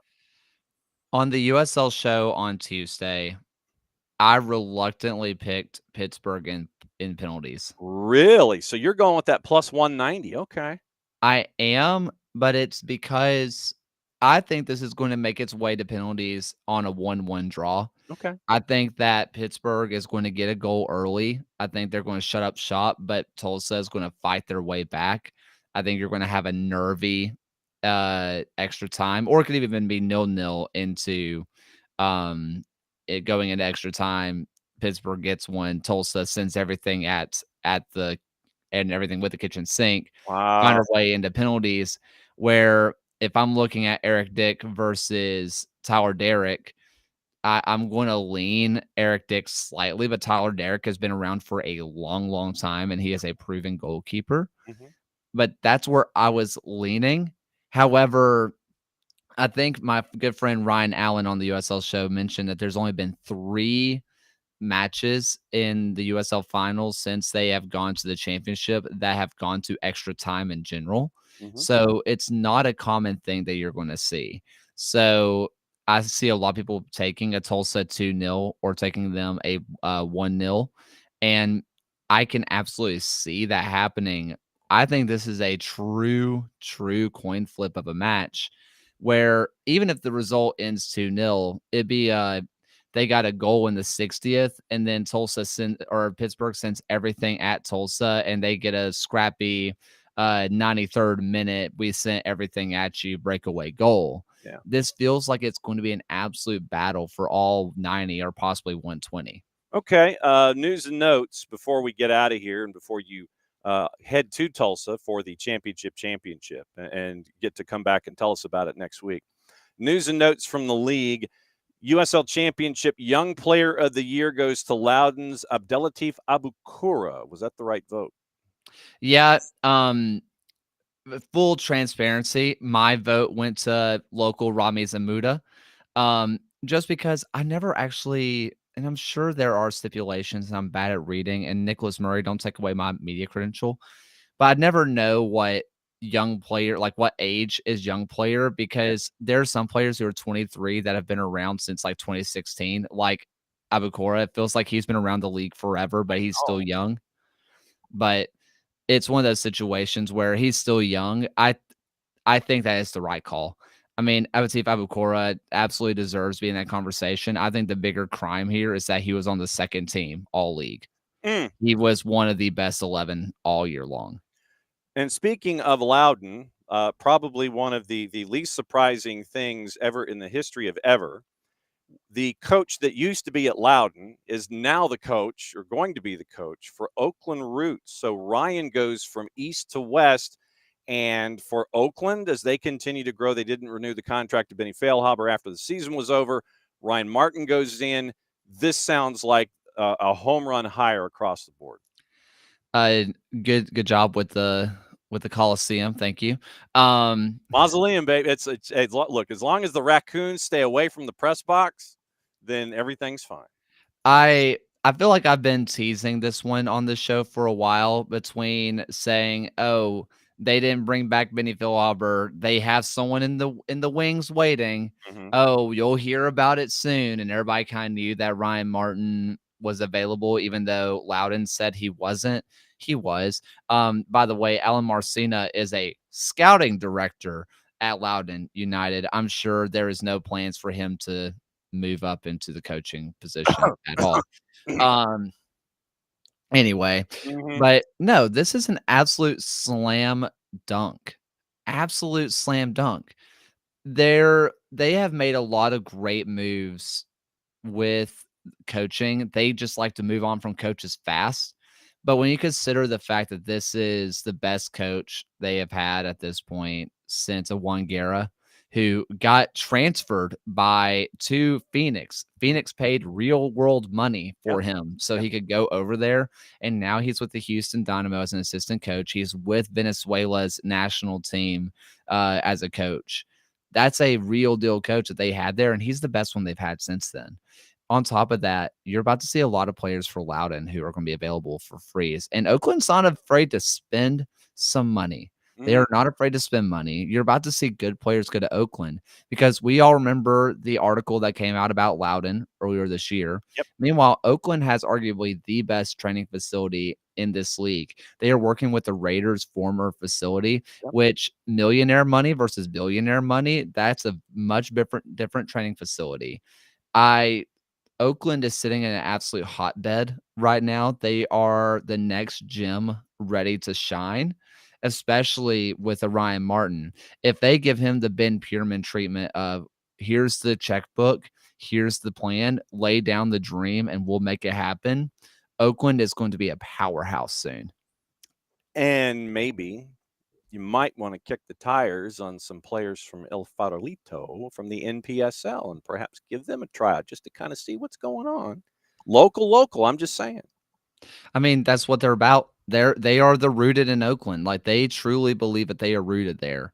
And they are all about promoting with Project 510. They have their own academy set up. They're promoting from within. They've had 5 players who come through 510 make appearances. I think 3 of them have 10 plus.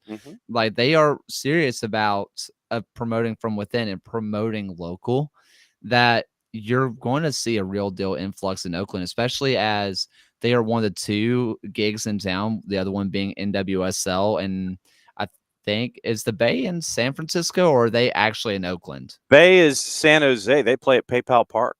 Okay. So they're still the only gig in town. And everybody knows it.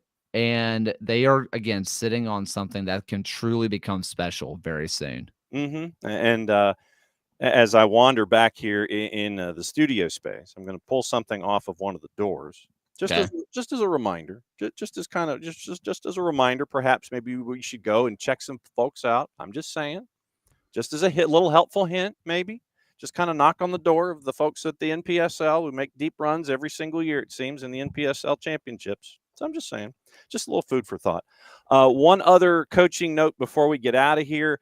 Switchbacks have their man, and Alan McCann was a poet. Didn't know it. I'm confused. I just don't get it. They get rid of the coaching staff. Mm-hmm. Chambers was fantastic. Mm-hmm. And you think, you don't fire somebody without having the plan in place. And the plan was internal, where this is not me saying anything. I legitimately have no smoke here. This Colorado Springs runs one of the more quiet organizations. Not a lot of stuff gets out of there. Mm-hmm. There has to be something that happened internally between front office and Chambers and co. for them to get rid of him and then just hire from within, because you don't do that unless you're certain you're getting someone like a Ryan Martin, maybe a Benny Philauber if you're a believer in him, a John Bradford who just became available and it's one of the best coaches available. It's him and Ryan Martin on who are the best available left. Yeah. I don't know.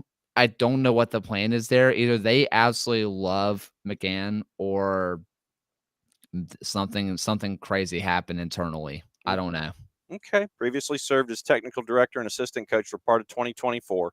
And so now he is the man who is in charge. All right. As you head to Tulsa for the USL Championship, what are the coverage plans for at the USL show, sir? Kind of just waiting to see a little bit right now. We're trying to figure out where we can do some pre and post game. Right now we're planning to go around to some of the different mimosa tailgates that are happening.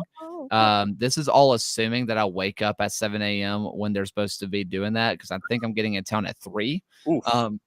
But anyway, and then go into the game, going to enjoy it. Post game, we're going to go live. Everybody can find all the stuff there, but it's going to be a lot of just filmed content of what's going on around the stadium post game.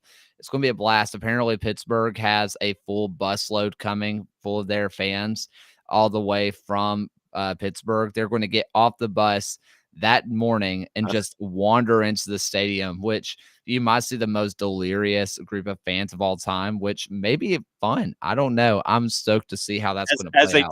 As a delirious host, you were going to meet up with delirious fans. It might be a fun conversation. Yeah. I mean, none of us are going to know what each other are talking about. We're just going to be in different headspaces. I mean, I'm assuming they're going to have a little bit of coffee. Maybe they sneak something in it to freshen the brain, or, dilute it a little bit, whichever one. Just thinking. As always, Kaylor at Kaylor Hodges at the USL show. We will catch up with you at the next week when we have a champion in the USL Championship. We'll go through all the other awards, coaching changes, things to look out for as we get ready for 2026, because it's coming up just around the corner. As always, my friend, just look, safe travels, have fun, get a lot of content, go crush it, and we'll catch up with you next week. It's always a blast to see you. See you soon.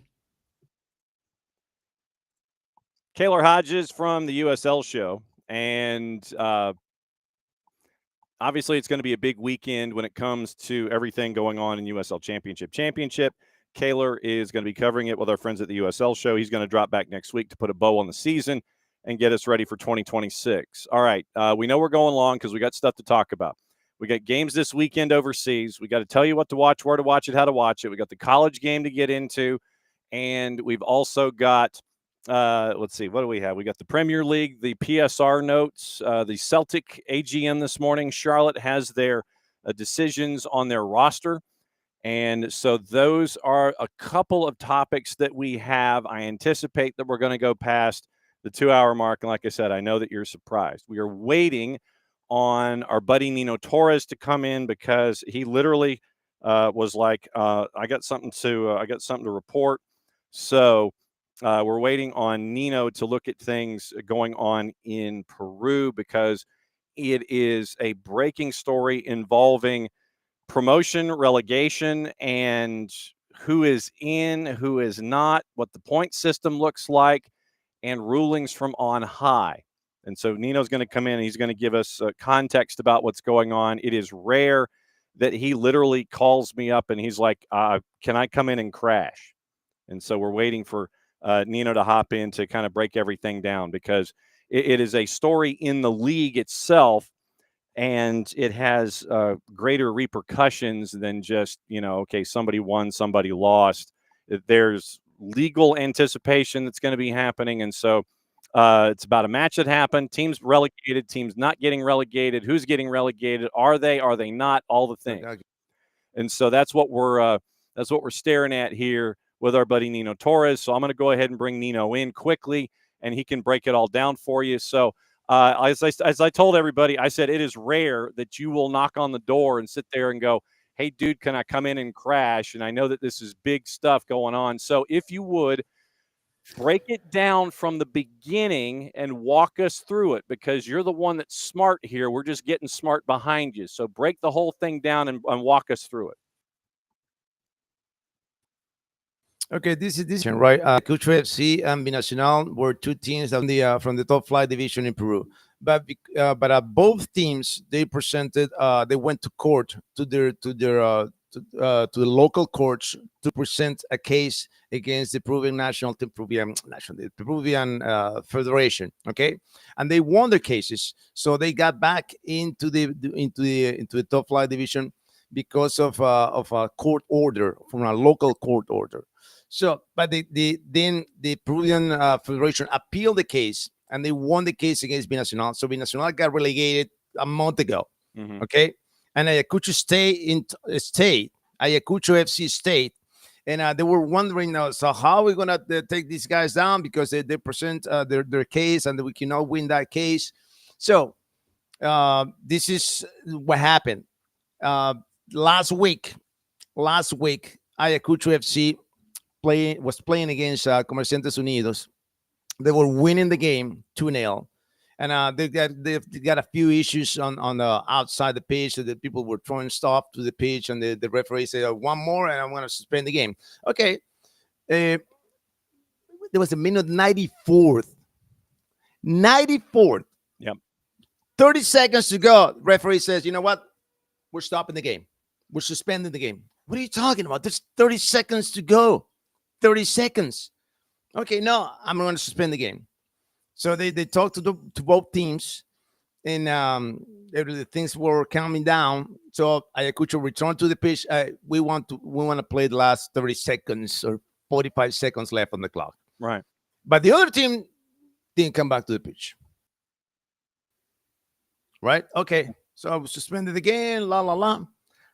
Yesterday, the disciplinary committee of the Peruvian Liga Uno determined that Ayacucho lost the game. They gave it 3 points and 3 goals to Comerciantes Unidos. Like a forfeit. Okay. And this sends not automatically sends down Ayacucho FC, but they're really complicating their chances to stay in the top flight division. But that's not the thing. This is not the only thing here. Juan Pablo II, JP College team, which belongs to the president of the Peruvian Soccer Federation, gets directly favored by this decision, because they are, if you look at the table, 14 points for Ayacucho, 14 points for Juan Pablo II. So with these 3 points, they're setting up Ayacucho to failure. Okay, and now after that, Ayacucho FC, they're suing the referee, Diego Aro. They're suing the referee because this is a criminal act. That's what they're saying. So there's a suing case. It's a lawsuiting process, and everybody's looking into it to go to the Court of Arbitrations to see if they can win their case. But my contention here is that they probably win, and it will be again in another next year, because we already got set up the teams that were promoted to the second division, to the fourth division. We got 2 teams right now. Ayacucho, who is in the limbo now, because they're gonna keep fighting for this. All right, and most likely, I think that if you go to the Court of Arbitrations, Court of Arbitrations is gonna say, you suspended the game in 94 minutes. And you give it away to the other guys, and this No, we're not give it to Ayacucho. So most likely we're gonna have an uneven number of teams next year because I think Ayacucho is gonna come back. But this is I witnessed many crook acts here in Peru, right? But this is the most. And I'm so pissed, man. I'm so pissed, man. I just want to let it out. I wanted the world to know what's happening because here in Peru, everybody knows, right? But I wanted to share this to the world. But it needs to be communicated to everyone, man. What's happening here? The Clausura, the way that it stands right now, the Clausura standings, because of Binacional being relegated by the Fed, it's like they weren't even allowed to play in the Clausura at all. Right now, the standings, as you're heading into, and some teams have played all 17 matches in the Clausura. Not everyone has. You still got some that have 2 matches to play. Here's how it is from the bottom up. Cajamarca's at 13 points. Alianza Huánuco is at 14. They are behind both Ayacucho and Juan Pablo II on goal difference. The 3 of them are at 14 points. Yeah. Sport Boys are at 16. Grau is at 16. So that's what you're staring at. You're looking at 13 through 18 separated by, 13 through 18, 6 teams separated by 3 points heading into the tail end of the schedule here in the Clausura. So to recap, I want to make sure that this is the correct layout. Disciplinary Committee of the Peruvian Football Federation decides on the outcome of Ayacucho and Comerciantes Unidos, which had been suspended. Committee awards the 3-0 win to Ayacucho. Basically, it's a forfeit. They say it's a forfeit because you didn't pop back out on the field when we told you. And so Comerciantes Unidos was leading 1-0 on the 90th. And so now the club issues a statement defending their rights and sporting principles in the Clausura.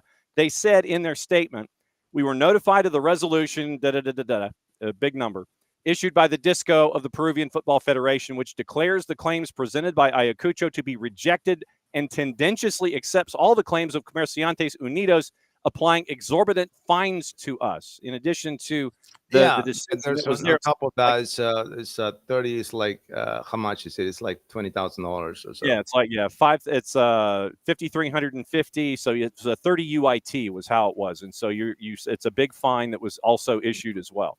Ayacucho says the resolution is arbitrary, disproportionate, and lacks respect for fundamental constitutional rights such as due process, sufficient justification, and I mean by that word that the judicial process, and the principle of proportionality in sanctions.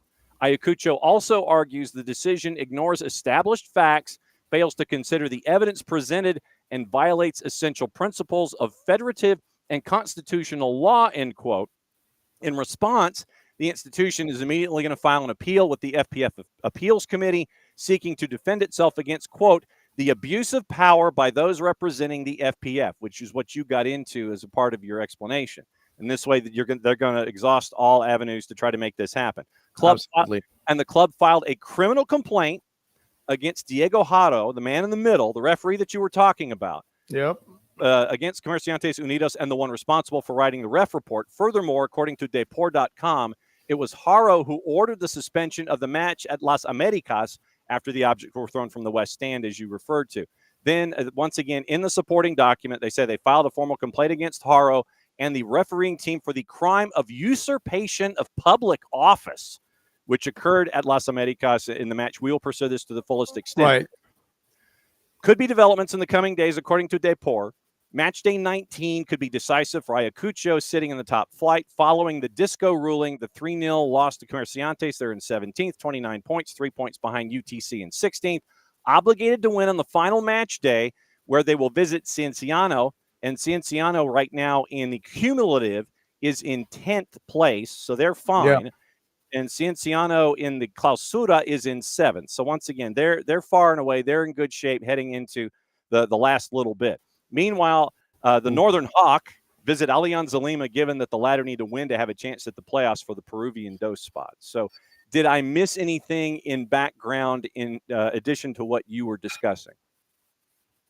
No, everything is covered on that report. And man, Johnny, this is wild, man. This is absolutely wild. I mean, we all know, right, that the president of the Peruvian Soccer Federation is a crook.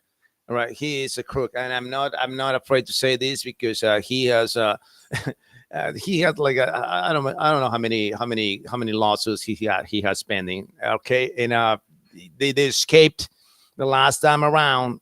They escaped because the charges. This is why he's not in jail right now. This is why Agustin Lozano is not in jail right now, because they found a loophole. Okay, they found a loophole here because the accusations were intent to a criminal organization, right? But in order to that lawsuit to go through, it has to be charged as a group. All right. So they defend an individual. No, I'm not part of it. You're not part of this. So all the members that were accused as a group. That then they determined by the lawyers that there's no correlation between the pieces, so they can escape. They can until that's settled, they're free. And who knows when it's going to happen? But he should be in jail right now. He should be in jail right now. Okay, and a case that he went through was the for tickets, right? He got tickets. He got a organization in there that they found him guilty for that. So because the FIFA awards tickets to him, all right, and he sold them. He sold all these tickets. They were free tickets. He sold them. You know, that's a proof case. He should not be. He should not be there right now. Mm-hmm. He should not be there right now. Okay, so we'll keep you in touch. We'll keep you in the loop. I'm pretty sure next week, the upcoming weeks, they're gonna be busy here in Peru. So I'm gonna keep you posted, guys. But I just wanted to let you know this because it's crucial for me. And no doubt, it's something that you are front and center at and keeping an eye on and making sure that everybody knows about these kinds of things down there. And like I said, when you literally you messaged me to come in, I'm like, okay. This is yeah. I'm like, well, all right, but no. As always, you have an open door. So as the story continues to grow, let us know what you know. Let us know what's going on, and we'll keep an eye on things, especially after the matches this weekend and the next round and all this kind of stuff. Because once the Clausura is complete, then you know that folks are going to have another round of yelling at each other because of if teams are in the relegation zone, if they're not. The folks that are in the relegation zone are going to be mad about the folks who aren't, and the folks who aren't are going to try to make sure that they're not going to get relegated and go down to Liga Dos. Am I square on that? That's right. That's the right call, Johnny. Just check. So because you are at the forefront of this, I'm going to say this: just be safe, sir. Be safe, and I mean that literally. Be safe, please. Okay. Yeah, no problem. No worries, man. All right, just try to keep my my adrenaline in place. Yes, so just stay even keeled and stay cool, and let us know what's going on. Just be safe, and like I said, that you can pop back in, and we'll continue to talk about this as it develops, and that we'll catch up with you Wednesday or Friday for real. When are we doing, Wednesday or Friday? Since just let me know, and I'll jump in, man. I'll be ready. Good deal. All right. Love you very much. Just be safe, please. And thanks for dropping in on some massively important stuff going on in your home country. Be safe, my friend. We'll see you soon. Thank you, Johnny. Take care, guys. All right. That's Nino Torres from Gold TV. Like I said, it is rare. It is exceedingly rare. And I can count on one finger the amount of times that Nino has come in to say, hey, I got a breaker. Can I come in? Literally, it was that many times, and it was today. So that's where we are. So keep an eye on, and that's what we do here. We keep an eye on things around the planet. And when we have someone like Nino come in and sit there, and it's like, there's something going on that you need to know about when it comes to officials and federations and relegation and end of schedule and promotion and who's attached and all the players. The fact that we have the space that we have gives us the ability to go at length to discuss these topics. And that's why when Nino came in to let you know about the breaking news, that's why I wanted to go back and add the context to the entire situation to let you know where things stand in this particular country with their number one league and teams and all the players and all that kind of stuff. And what I mean by that is those in power and influence. Okay, so that's where we are. Put a bookmark in that. Nino's going to join us next week, and we'll break everything down there, and we'll have the discussions as we continue on a holiday week up here in the U.S. Okay, we've got to get into some things that are going on around the planet, and it will be we're going to start with what's going on in the Premier League. And there's some other news here in the lower divisions we'll get into. So this morning, and Jason got into it a bit in the morning espresso. So the Premier League is going away, and this will be our conversation with Jason Stevens next week as we go through what happened here, because he mentioned this was going to happen. He thought it was going to happen at the end of the week and by the next time that we were going to catch up and find out about the economics of soccer. Premier League clubs have voted to overhaul the financial regulations from the start of next year, 26-27. Shareholders meeting in London this morning, known as a top-to-bottom anchoring, squad cost ratio, and sustainability and system resilience, because right now it's profit and sustainability. PSR is what they have. This morning they discussed bottom anchoring, squad cost ratio, and sustainability and system resilience, SSR. So once again, Jason comes in early next week. We'll go about this more in depth, but this is the greatest hits. Anchoring voted on first, but only got 7 votes in favor. Clubs voted on SCR, passed 14-6. Bournemouth, Brighton, Brentford, Crystal Palace, Fulham, and Leeds voted against. SSR passed unanimously. Threshold of 14 of 20 is needed in voting for in favor of a proposal required to change Premier League rules. SCR, meaning the squad cost ratio. And like I said, this is alphabet soup, and we'll sort it out once again next week. But a little bit in the morning espresso with Jason, we'll go a little bit more in depth here. So squad cost ratio is replacing the league's current profit and sustainability rules, which limit losses to a maximum of $137 million or 105 million pounds over a 3-year period. This season is the last under those regulations. So SCR, here's how it's going to work, according to Chris Witherspoon at The Athletic. Similarly to the SCR regime operated by UEFA, 9 Premier League clubs needed to adhere to already this year, SCR covers a year of activity, except for player sales. Premier League SCR assessed across a season. UEFA does it on an annual January to December. They do it calendar. Premier League will do it season beginning to season end.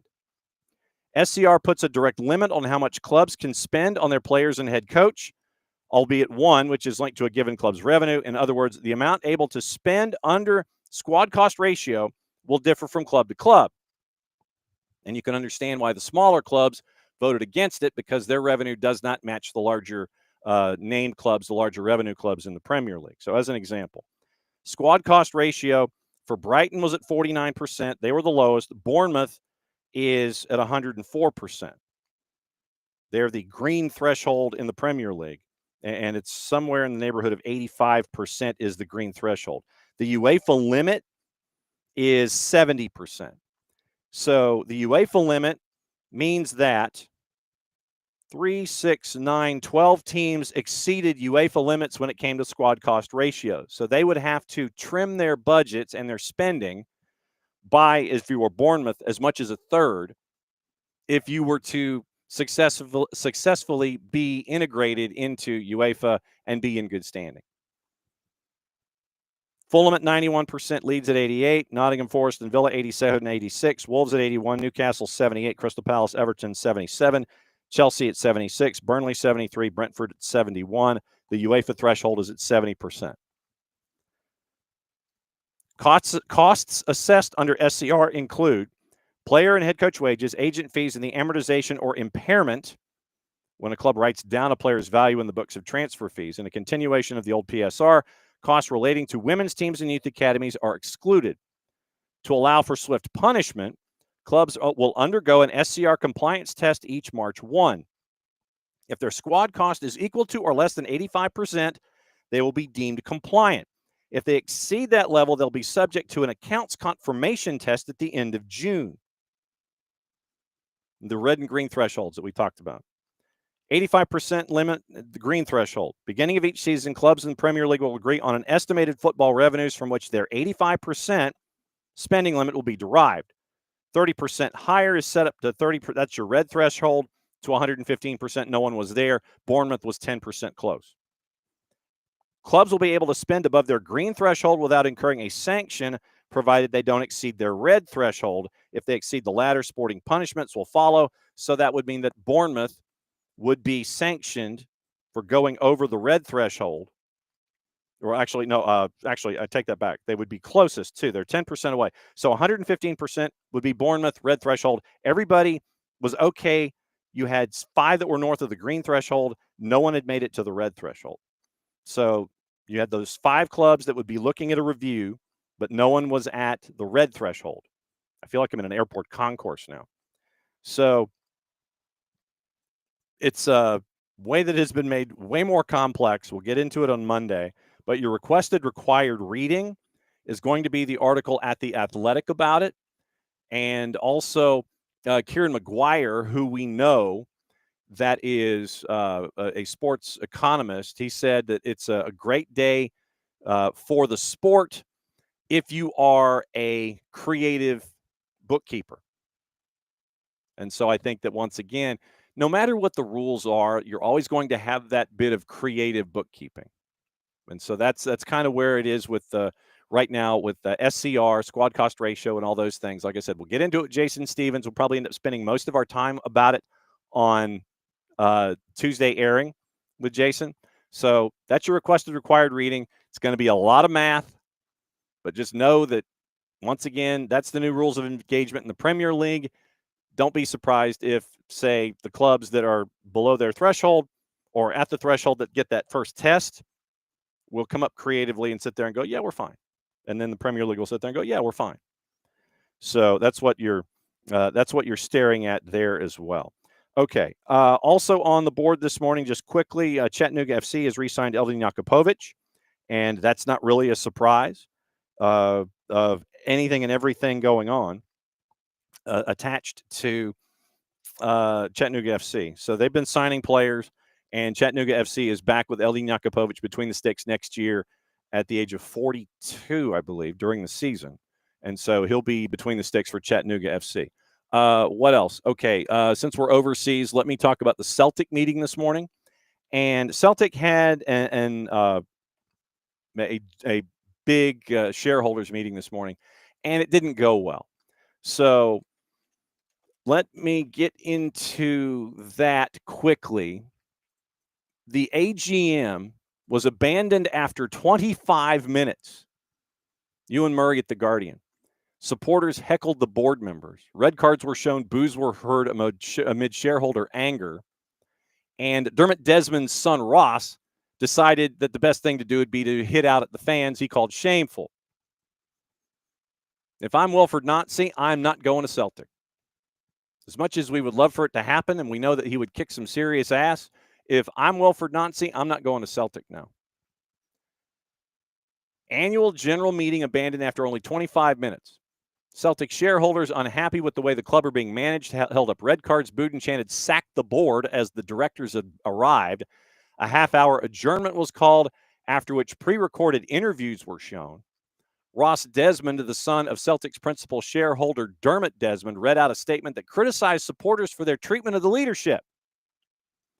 Our board, led by Peter Lawwell, and our executive, led by Michael Nicholson, are dedicated Celtic people, said Desmond Jr. Quote, "The attempts to dehumanize them and vilify them are shameful." I don't think this is the way to win friends and influence people.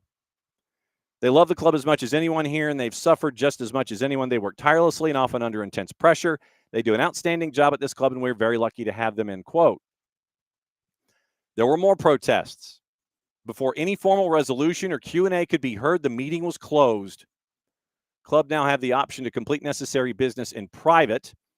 A perceived lack of serious communication from the club is one key point of annoyance for supporters, according to the article in The Guardian. And then Celtic came out with another statement. Regrettably, due to the continuing disruptive conduct of a small number of individuals preventing the orderly management of today's AGM, we were required to conclude the meeting earlier than we had planned. Such conduct is completely unacceptable, hugely disappointing. While today's events are completely out with our control, clearly we regret the impact on our shareholders who were deprived of the opportunity to take part in an orderly and constructive meeting. Celtic's been widely criticized for their approach to the summer transfer window. Brendan Rodgers resigned. Dermot Desmond used the website to launch an attack on Brendan Rodgers. You'll remember we talked about that, where It was a back and forth between, not to each other, mind you, but through the media, where Brendan Rodgers would say something, Dermot Desmond comes out, says something on the website for Celtic, and Martin O'Neill ends up as your caretaker manager for the moment. Wilfred Nancy, clear favorite to succeed, but the delay in hiring a manager is merely adding to the anger. Celtic trail Hearts by 7 points in the Premiership, game in hand, travel to St. Mirren Saturday night. So that's what happened this morning when fans started chanting, "Sack the board." Well, we're not going to have a meeting then. You want to sack us, we're not going to have a meeting. So they didn't have a meeting. Also, Charlotte FC has mentioned their off-season or out-of-season roster decisions. And here is what Charlotte has put on the table this morning. And, we haven't even discussed the schedule coming out in Major League Soccer. I guess we can do that on Monday. We haven't even talked about the schedule coming out for Major League Soccer in Atlanta United. Charlotte, by the way, Zoran Krneta has signed a new multi-year deal, so he's in. David Tepper had a quote, Zoran Krneta is staying. So Z-Man is staying as your GM. Now, they've announced the roster decisions for 2026. Here's what Charlotte has put on the table. Exercised options on Drake Callender, Jibril Diani, and Tiger Smalls. Declined options on Jelani Forbes, Nick Scardina, Bill Tuiloma. Wilfred Zaha, Pep Biel triggered performance-based options during the 25 season. Zaha's loan has extended to June 30 of 26. Biel's going to join Charlotte on a permanent transfer at the conclusion of his loan. Melanda, who was transferred to Middlesbrough, loaned back to Charlotte, is going to go back to Middlesbrough. Jaquil Marshall-Ruddy's loan did not include an option, and he's going to return to CF Montreal. David Bingham, Eric Williamson, out of contract, eligible for free agency. Brandon Cambridge and the club are ongoing discussions about his future. Charlotte retains an option on the forward for the 26th season. So now you have 4 keepers, if you're Charlotte, Callender, Holiday, Kalina, and Shatura Odunzi. 6 defenders, Byrne, Neely, Privet, Ream, Micah Thomas, and Harry Toffolo. 7 midfielders, Biel, Bronico, Koulibaly, Diani, Petkovic, Romero, and Ashley Westwood. Forwards, Berkimas, Abada, Goodwin, Smalls, Toklamati, Vargas, and Zaha. Brent Bronico has signed a new deal, by the way. So that's what you've got. You have 24 in camp under contract right now for the 26 season in Major League Soccer. Drake Callender, by the way, 2 of the 4, one of the 4 keepers that is there. I mean, seriously. In 2025, he was injured for Messi and friends. They bring in both Oscar Ustari and Rocco Rios Novo. Drake Callender would make his debut coming on as a late sub in March. That's it. 92 appearances from 2020 to 25 for Messi and friends. But he was shifted to Charlotte. He was shifted to Charlotte and didn't play a lick. Did not play a lick. So the question is, for Drake Callender, does Zoran Krneta, the general manager, and Dean Smith, the head coach, why are you hanging on to a 1 and truly a 1B? When he's healthy, Drake Callender is a 1 in this league. So is there something that we don't know that we need to know about here? Christian Kalina, 32 starts, 2,880 minutes, 12 clean sheets, 44 goals allowed. So it was a goals against of about 1 1/3. 129 saves in 32 matches. David Bingham had 2 starts. 180 minutes, 1 clean sheet, 2 goals allowed. So a goals against of 1. 9 saves in 2 matches, 77% passing. And if you go down the list and you're trying to find individual statistics involving Drake Callender for Charlotte FC, you will not find them. You will not find Drake Callender stats attached to Charlotte FC. Admittedly, he was injured for a part of that. So you end up with a situation now in Charlotte at the keeper spot. And obviously in the offseason, we'll catch up with Will Pelagic, play-by-play voice for Charlotte FC. But you look at this and you literally you've got two number ones. The last 5 matches, here, the 2025 MLS stats for Drake Callender. 2 starts, 1 sub, 7 saves, 5 goals against. And honestly, that is within the calendar year.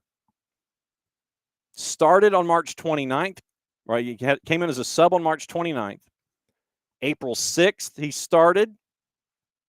2 saves, 1 goal against in a 1-1 draw. And then was there for the 4-3 craziness April 27th against Dallas. It was a 4-3 win for FCD. That literally is his last 5 matches in Major League Soccer. Nothing happened this season in Charlotte for Drake Callender. Nothing. Miami got GAM for Callender back on August 19th. 400,000 in 2025 GAM, 350 in 2026 GAM. Initially joined Messi and Friends December 2019. Played for Messi and Friends too. You'll remember that. Debuting, becoming the starting keeper for the first team in 2022. Statement from Cornetta at the time when he was transferred to Charlotte. Drake joins our squad with 3+ years of MLS experience, entering a great stage for goalkeeper development. His MLS experience in recent national team call-ups, making him a key piece to help strengthen our goalkeeping core as we continue to build the strongest squad possible for the run-in, but also an eye toward the future. Efforts in 22 propelled him to become a finalist for Goalkeeper of the Year, 92 regular season MLS appearances, only 3 in 2025 for Messi and Friends. Was on the sidelines, suffering an injury playing with the U.S. men's national team in January. Then once again, and that was before he lost his starting gig to Ustari. And so Ustari came in, Rocco Rios Novo was there, Drake Callender was injured, and he got dealt August 19th. Did not play a match for Charlotte FC. But the quote from Cornetta at the time that he was picked up is key. Do they know something? Are they going to use Kalina as an asset going forward? MLS experience, recent national team call-ups make him a key piece to help strengthen the goalkeeping core as we continue to build the strongest squad possible for the run-in, but also an eye toward the future. That last part, but also an eye towards the future. That is the part that I'm staring at here. Do they know something about Christian Kalina that we don't, or that we can look at and think is going on? It may be, we don't know. So keep an eye on that. And Energetic Postmaster 0 is going to get blocked and is going to get reported. Energetic Postmaster. I know some energetic postmasters, and they're not bots on Twitch. We'll get into what to watch, where to watch it, how to watch it here in just a second. Now, we've also got to get into, once again, the NCAAs. We mentioned earlier this morning about Ohio State and them knocking off Notre Dame. So that was big in the college ranks. So we'll get into college, we'll get into NAIA, all that kind of stuff. We'll get into that here in a second. Let me check my list real quick, see if I missed anything. PSR, the Celtic meeting, Drake Callender. Bielsa, Ohio State women's soccer. I think we're in good shape when it comes to all those other things. All right. What to watch, how to watch it, where to watch it. Where to watch it, how to watch it. We had a couple of golden goals. We'll get into that in a second. All right, so today, you've obviously got the NCAA tournament. Everybody's getting back to club play. NCAA tournament, you can watch that at NCAA.com and on ESPN+. Polish League is on at the top of the hour on BN. Ligue 1 is on at 2:45 with Nice and Marseille. You can get that at Fanatis, fntz.co/soccer down here. Helps them out, helps us out, and it gets you to watch anything and everything to add more leagues to what you've been watching in the past. FS2, the quarterfinals of the U17 World Cup. Italy and Burkina Faso was earlier this morning. Morocco and Brazil is going on right now. It's on FS2. We mentioned being simulcasting what's going on in the Polish League and Liga. ESPN Deportes, La Liga, Valencia, Levante is at 3. U17 quarters being simulcast on Universo. ESPN is a A-League, Bundesliga, Bundesliga B, La Liga, and La Liga 2 with Las Palmas at 2:20. Fox Soccer Plus, U17 quarters. And it's the tail end of Portugal and Switzerland right now. The league we neither condone, endorse, nor promote has a match at 12:30 if you care. Peacock showing the quarterfinals right now as well. Women A-League is later tonight. Peacock, the Gainbridge Super League, is on at 7. Tomorrow, just to give you the leagues that are in play. BN's got Ligue 1, the Polish League, and the Copa Sudamericana with Lanús and Atletico Mineiro. That's at 4 o'clock tomorrow afternoon. USL Championship Championship, Tulsa and Pittsburgh at noon. We'll get a report from Kaylor Hodges coming up next week. Serie A, 9 o'clock, CBS Sports Network. Premier League, Newcastle, Man City at 12:30. Premier League USA doubleheader, 7:30 and 10. Burnley, Chelsea, Bournemouth, West Ham. BN Espanol simulcasting Liga, Polish League, Sudamericana. ESPN Deportes, quadruple header in La Liga starting at 8 o'clock in the morning. Fox Deportes, Serie A, Peru Primera, Honduras Liga Nacional.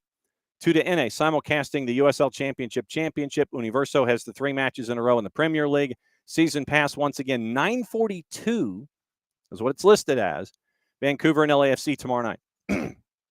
ESPN Plus has A-League, Eredivisie, Bundesliga, Bundesliga B, Bundesliga 3, La Liga, Golazo Network, Championship, Coventry City, West Brom, Leicester City, and Stoke. Serie A doubleheader after that. NBCSports.com, 2 matches from the Premier League. Paramount Plus, lock in because here we go. 5 matches in the Championship, including Coventry City, West Brom, Ipswich and Wrexham at 10, Birmingham City, Norwich at 10. Norwich has a new manager. League 2's at 7:30. Serie A, 4 matches that you can choose from at 9, noon, and 2:45. St. Mirren and Celtic, 3 o'clock in the afternoon tomorrow. Peacock, all 5 matches in the Prem, 4 at 10, 1 at 12:30. NWSL Final, 8 o'clock, primetime CBS. Remember, Jess Charman's going to be on the call on Sirius XM. 8 o'clock, Washington and Gotham, big CBS tomorrow night. A-League on the women's side on ESPN Plus. Fox Soccer Plus, Serie B. Golazo Network has the women's final. Paramount Plus has the women's final. Peacock has the Super League, and 3 matches there at 1, 7:30, and 7:30. All right, so now what did I miss in our discussions? First off, thanks to Bart Keeler, thanks to Michael Parkhurst, thanks to Kaylor Hodges, and thanks to Miguel Gallardo from Apple TV Plus. It was a full day for us there. Also on the board, let's see. We covered Major League Soccer, covered all the things. All right, let's run through the news really quickly. And if there's anything that we might have missed, like I said, keep an eye on the Trinity Rodman situation. Oh, NCAA's. NCAA's last night, it was Ohio State winning in double overtime. We played you that goal early. Baylor over Wisconsin. Florida State beat Lipscomb. West Virginia and Georgetown. Georgetown won in PKs. Today, TCU and Memphis, Texas Tech, North Carolina, LSU and Iowa, Clemson and Vanderbilt. That's today. Once again, ESPN Plus and on NCAA.com. Virginia beat Penn State. They're going to play Washington on Sunday. Duke and Kansas are going to play on Sunday as well, since Duke beat UCF and Kansas beat Louisville. So it's a 2, a 3, a 1, and a 4. Chalk low right. A 4, a 5, a 6, and a 1. And Clemson, who is unranked, North Carolina, who is unranked, Texas, a 6, a 7, and a 2 in the lower part of your bracket. Upper right, Michigan State beat Wake Forest in the 2-7. They're going to take on Colorado, who beat Xavier in the 3-6. BYU and UCLA are playing today, 7 o'clock out west, as are Stanford and Alabama in a doubleheader.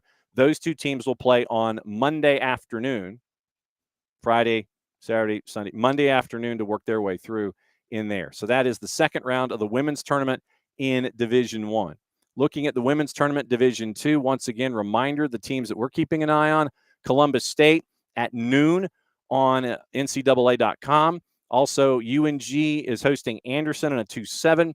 That is at 3 o'clock after Columbus State and Lenoir-Rhyne. Once again, NCAA.com.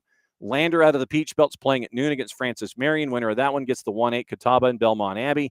Lee and Montevallo's a 3-6, waiting on that one at 3 o'clock. Florida Tech and Embry-Riddle a 4-5. Kutztown and Fairmont, by the way, they're going on right now, 20 minutes to go. Fairmont, the 6th seed, upper left, is beating Kutztown by the score of 2-1. That's Division 2 on the women's side. Division 3 on the women's side, and you look at that bracket right now. Early start, WashU and MIT. They started at 11 o'clock this morning, and they have no score in their bracket, upper left. Winner of that one will advance to take on the winner of Messiah and Calvin, which is slated for 1:30. Low left, University of Chicago and Cal Lutheran are tomorrow at noon. They're going to play the winner of Swarthmore and Carleton, which is after that. Washington Lee and Pomona Pitzer, 1:30 tomorrow afternoon. And the winner of that one gets Emory and Johns Hopkins, who play tomorrow morning at 11, NCAA.com. Mary Washington, Penn State, Harrisburg, Tufts and Middlebury, the rest of Division 3. So that gets you on the women's side. Men's side, NCAA, we'll go through Division 1, 2, and 3 real quick. And then we'll go into the NAIA. And then I promise we're done after I say hi to everybody. So bracket for Division 1 on the men's side, your interactive bracket, as we say. It's not a full 64-team tournament. Western Michigan beat Clemson yesterday, so they advanced. They're going to play Furman on Sunday at 1 o'clock. Vermont and Hofstra is also going to be at Sunday at 1 o'clock.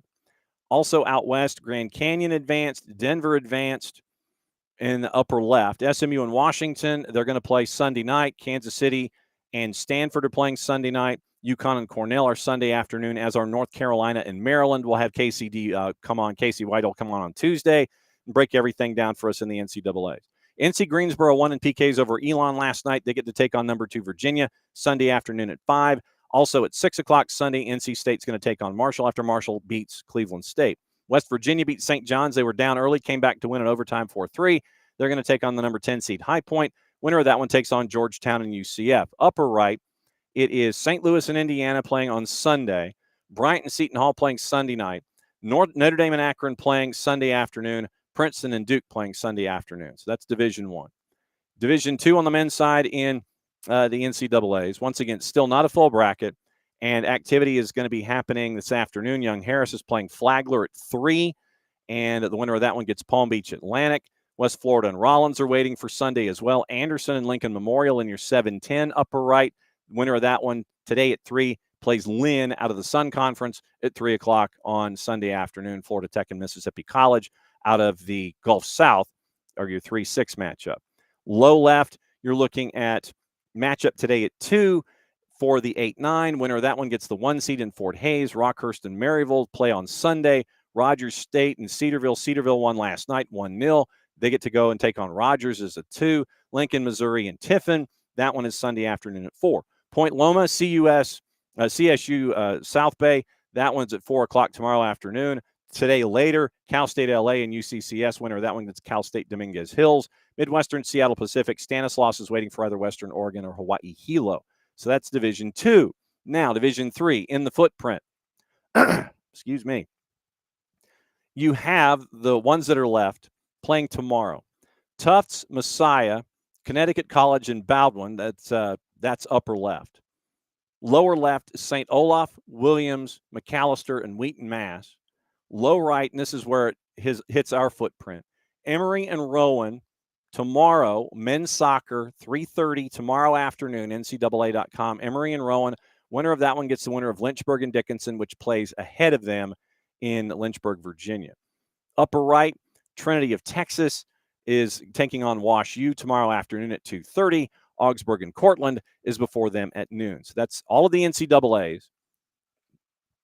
Division 1, Division 2, Division 3, all your brackets.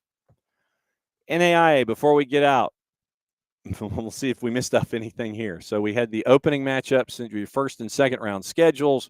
It was games that are going to be taken going tomorrow.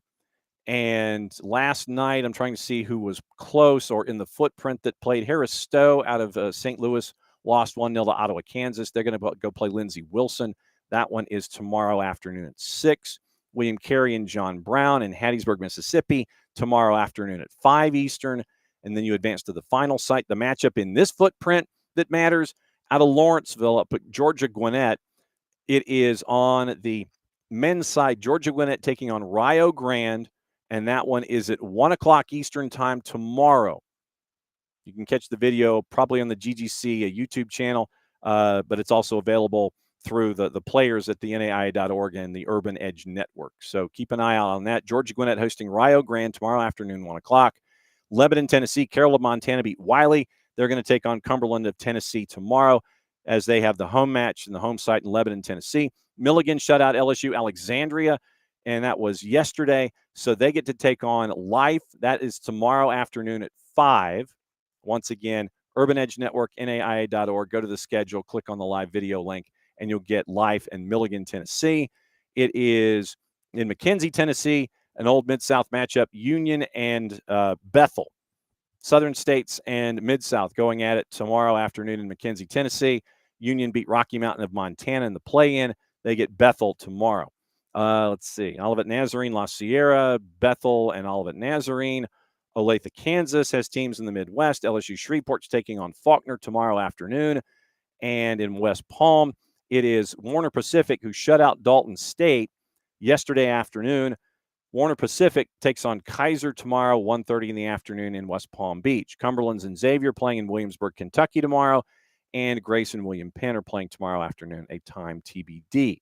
Now, on the women's side, for the tournaments there, on the women's side of things, once again, keeping an eye on the teams here in the footprint for the NAIA first and second round. First round matches are set. Second round is set for Saturday.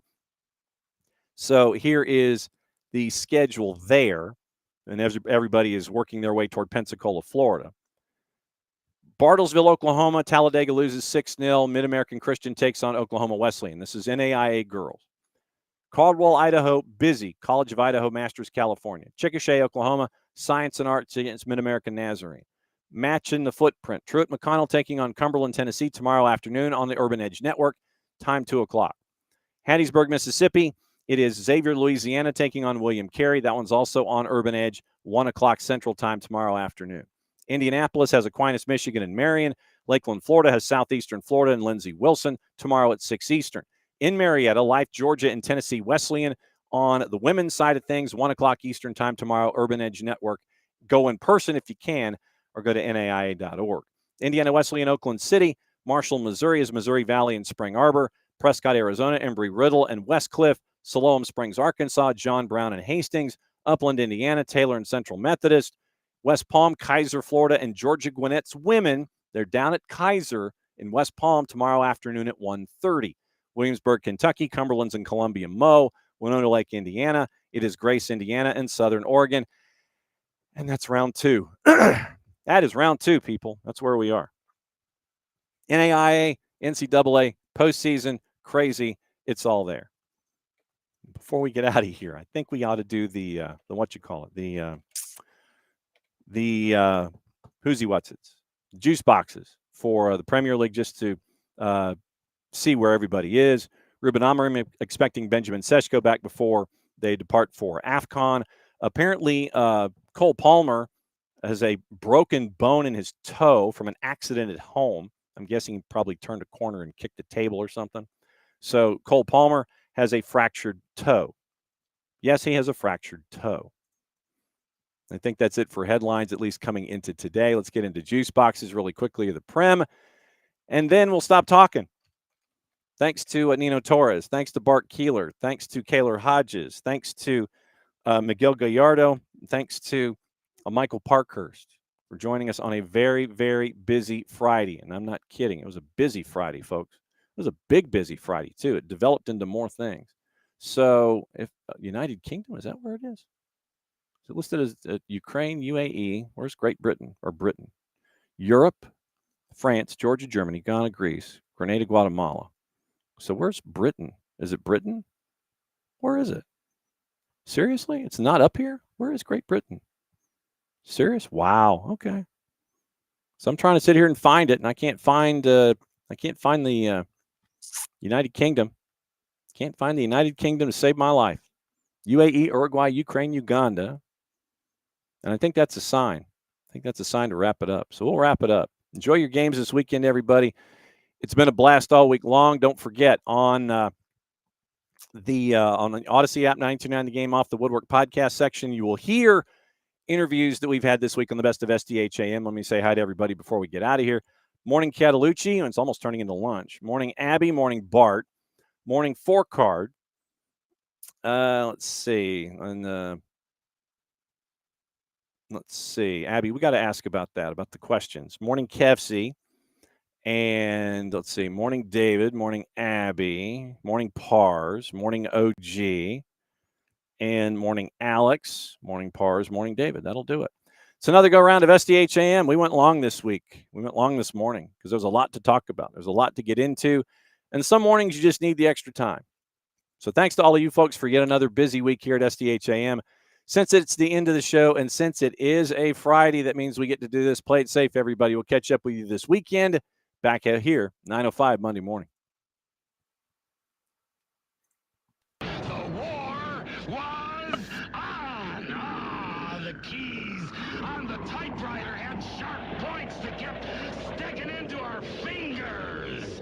The dictating equipment started asking us questions, and our beepers sent electric shocks just through our body like a cattle prod. Out in the warehouse, the trucks kept banging into the docks, not even thinking about stopping. Oh, our frail bodies were strapped to the chairs, and our chairs were chained to the desks.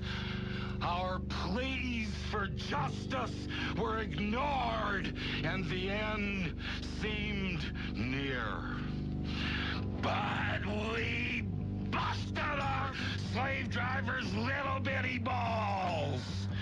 We've charged out of their brick fortress.